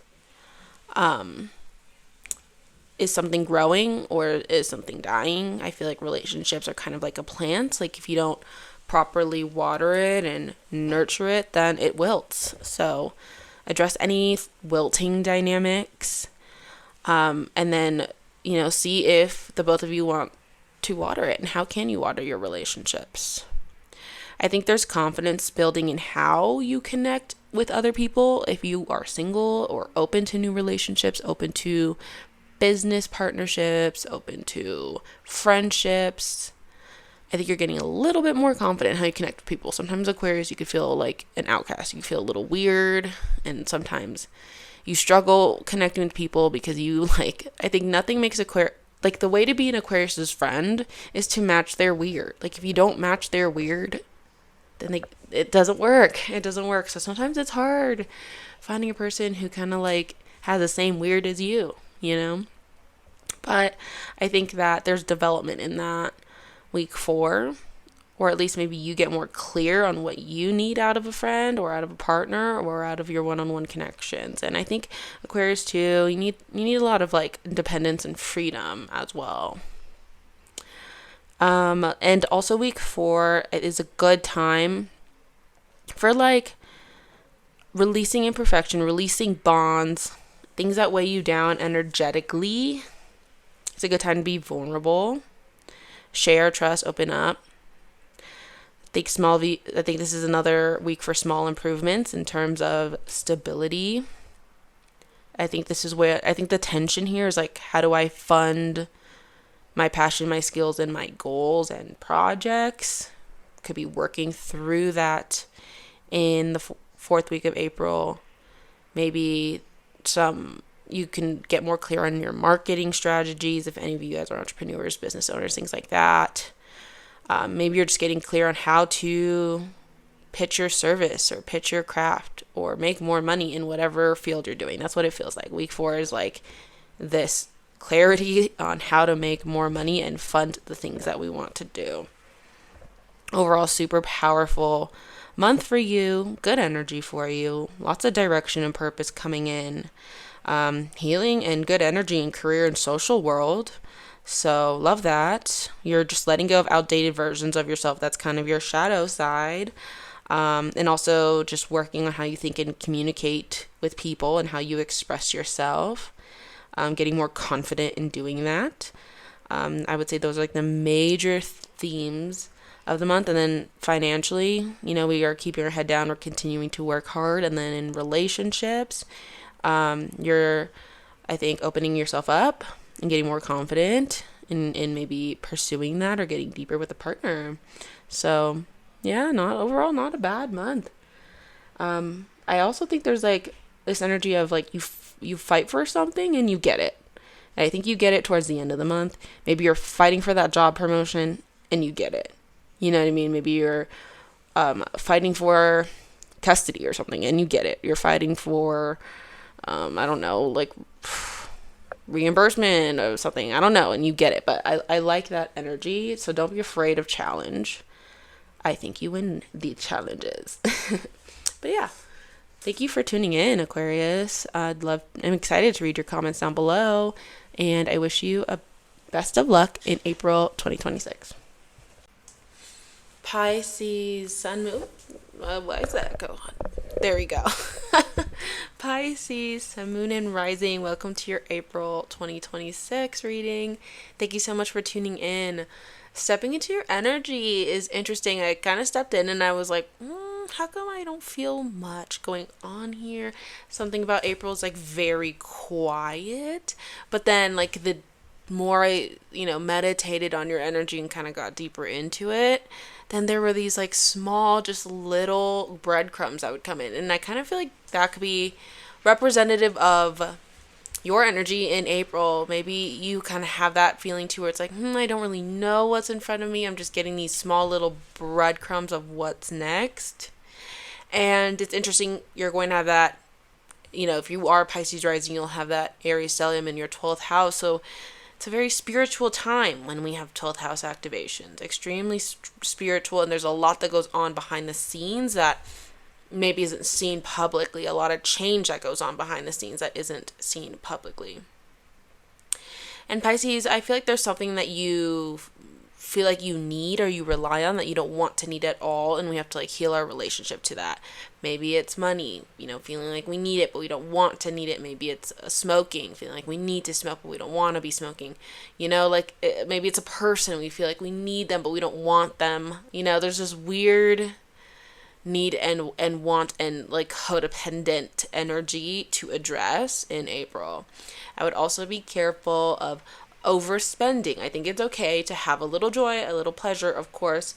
Just be careful of overspending. Be balanced. I think you might be kind of busy this month for sure, but you have the confidence, the courage, determination, and the drive to handle everything you're juggling, because I think you might be juggling a lot. It's a busy month. But I also think you're headed for new opportunities. I think you're receiving the fruits of your labor. I think you've been very resilient. You've been, good about breaking out of karmic loops. I think you have a lot of love around you, or family, or friendship, or community around you. If not, then you have a sense of contentment within, or you'll be reaching that point in April. There's also like a kiss goodbye to the past. All is well. The dark is over. It's dawn now. It's morning. Time to take control of your life. It's a new day. That is like one of the most, I think, positive energies I felt. And I think that's why it's kind of like I stepped into the energy and I felt nothing. It felt almost like that quietness as you're in the last couple minutes of like the dark, and the sun is like starting to rise and you can see the glow coming through, and you just know it's over. It's behind you and it's okay. That's a major energy for you guys in April. So week 1 of April, you'll have that full moon. This is going to be an emotional full moon for you. One that's intimate. You're getting intimate with yourself or other people. Sharing resources with yourself or other people. Getting connected and bonded with yourself or other people. You're getting clear on what you're willing to give and receive in situations, what you're going to hold on to, what you're letting go. I think we're making really balanced decisions here around what we're trusting and what we're energetically exchanging with, and what are we exchanging. This looks like setting boundaries, opening up more honestly, maybe redefining dynamics, redefining what you share with others. I get this image that like some of you maybe live with partners and you love them and you adore them, but maybe you want to live alone. And that's okay. Like there's this boundary setting here that is very positive and will create beneficial change, I think. There's also this energy of diving deep into your psychology. It could be through therapy, astrology. Maybe you watch a TikTok video or something and that video hits and you're like, wow, I understand something about myself deeper. Also, decisions need to be made. Okay, week 1 April, especially around finances for you Pisces. It's like, let's get maybe on a plan or see what else we could do if we are wanting to change our financial situation. Now, let's see, week week 1 of April, I think you are also no longer like hiding from your purpose. Something about your purpose is being deeply understood this month, and you're getting a new perspective on it, and you have an understanding of how to expand what's limiting you. And so momentum can start to pick up here. And I think you might pivot. Some of you might be pivot in education, teaching, mentorships, or just even changing up your timeline, like being more conscious of like what is subconsciously like, impacting you. It's like, if you are like a brown, short, thick girly like me, but your timeline is full of like 6-foot skinny white models, how is that affecting you subconsciously and like how you view yourself and how you view beauty? So there's this adjustment here, something like that going on in your mind, and it changes everything. And you're allowed to see that bigger picture, and you're allowed to change your mind. You're allowed to say, you know what, maybe I wanted to do this career, but I'm ready to pivot. You're allowed to say, maybe I messed up. I made a decision and wasn't the right one, and I'm sorry, and I'll do better. That's also okay. But I think you are meant for something different now. There's a sense of clarity. There's a sense of openness and expansion to it. And addressing any wounds about being seen or like feeling uncomfortable, kind of being a part of the world again. I don't know, Pisces likes to be in its own world sometimes. It just kind of has this understanding, like, I'm just borrowing this body, but like, no, to like really be here in your body and allowing people to experience you too. Now, week number 2, okay, there's this pivot here when it comes to friendships, community, long-term goals, your obligations, the pressures you put on yourself. If there's any misaligned connections, this is a time to handle that. And I think you're just understanding what it takes to really build a family, really build a network, like really build a community. And that will require healing your identity and your perception and your projection wounds. So that explains why we did that shadow work the previous week before. Like, we were preparing to be a better community member as well. And I think you need to stop resisting change, especially change in your inner world, your healing, your subconscious patterns. Like, that's going to be a big thing because you have that Aries energy 12 houses away from you, And so this is just your moment to get that right. Get your inner world right. That is a world you can never move out of. But that is a world that you control. So take control of it. Think of your mind like a radio station. If you don't like the song, you can always change the station. Think of your mind like a little... It is your place to like close your eyes and be, right? Now, you're also moving through final lessons, kind of about deeper self-love and compassion too. How can we show that to ourselves? How can we be a better friend to ourselves? How can we reparent ourselves? Now, week 3, okay, so this is where I think you can get opportunities for finances, career, building more self-worth or stability or just support for yourself and what you believe you deserve. Maybe that's changing up. There could be a new financial direction or opportunity, or maybe you're just moving with more confidence, but there's a fresh start and a fresh energy around financial goals. So be prepared for that. Also, pay attention to your emotional relationship to money. I feel like Pisces tends to do well when they have like a very spiritual relationship to money. And here's the thing with the water signs is they have fire signs as their second house. And this is if you're a water sign rising. But they have fire signs in their second house, and they could tend to like burn through money. It's like they know they can make a bunch. They know they could spend a bunch, and they kind of have to learn to temper their fire. So this is an area where you are learning to temper your fire. Week 3. I think you're also grounding. Just grounding your mindset. Small, consistent, daily actions. I think you're expressing yourself and your thoughts better. And this is where manifestation happens. You change your mind, you change your life. You change your perception, you could change your reality. Now, week 4. Week 4 is, I think, a little bit more of a fun week. Week 2 and 4, I think, are a little bit more fun weeks, but this is about emotionally committing.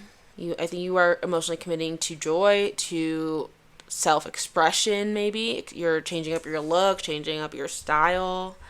You're just trying to fulfill yourself more. So fulfill yourself with things like art and pleasure and play, and in a healthy way.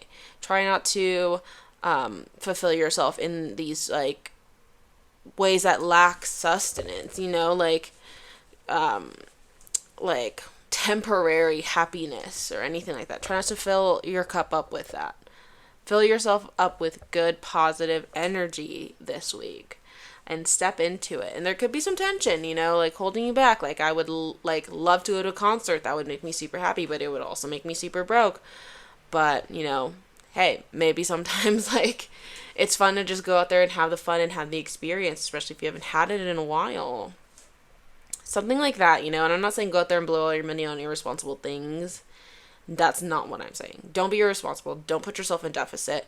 Don't put yourself in a shit situation, but learn to live life. And that is your tension that you are navigating in week 4, but you'll figure it out.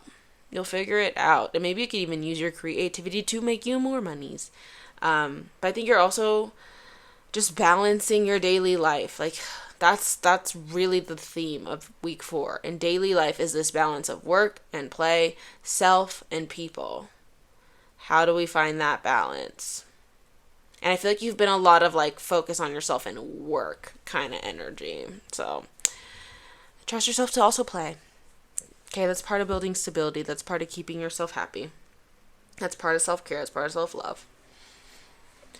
Now, week 4, like I said, is also about relationships and partnerships and how you show up and communicate with others. I think there could be small improvements here. This is where you fine-tune your relationships. And you have to help people sometimes help you. You have to tell people what you need to feel supportive and in a balanced relationship. So you can be reflective on that and communicative about that. But yeah, overall, I think this month is we're moving through it. I think you'll feel a lot better during the summertime, Cancer season. That energy will trine Pisces. And I think you're preparing for a good summer. And I think this energy is about habits. It's about your daily habits and how that can be a ritual, not a routine. And I think Pisces, you operate best when things are ritual. So the difference between ritual and routine is a routine is more like autopilot. A ritual is about presence. You're in every moment. A ritual is about intention. Example, you could have a routine to make coffee every morning. You make your coffee, you go. Or you could have a ritual to make coffee every morning where this is your time to enjoy. Enjoy this cup, put a little cinnamon in it, and speak some good energy into it, and enjoy, So, it's about designing a ritual, I think. And some of you, if you're witchy, maybe this will be a fun moon to work with and utilize the energy. I do love the fact that Venus is exalted in Taurus. But yeah, I think April, you're also super ambitious, action-oriented, and you're not afraid of a new beginning. There's almost this trust for life. There's a trust for life that you have, and I don't want you to take advantage of that trust and start gambling away, but trust in life to meet you halfway. When you put in hard work, you also get results for that. You get the fruits of your labor for that. But I like it. I think by the end of the month, Pisces too, there's a little bit more of a clear idea on what it takes to be financially independent, if that's something you're looking at. And if you are financially independent, maybe you have the courage to grow that somehow by the end of the month. But yeah, I think that's everything, Pisces. Thank you so much for tuning in. I'm excited to upload this and read your comments down below. Best of luck this April.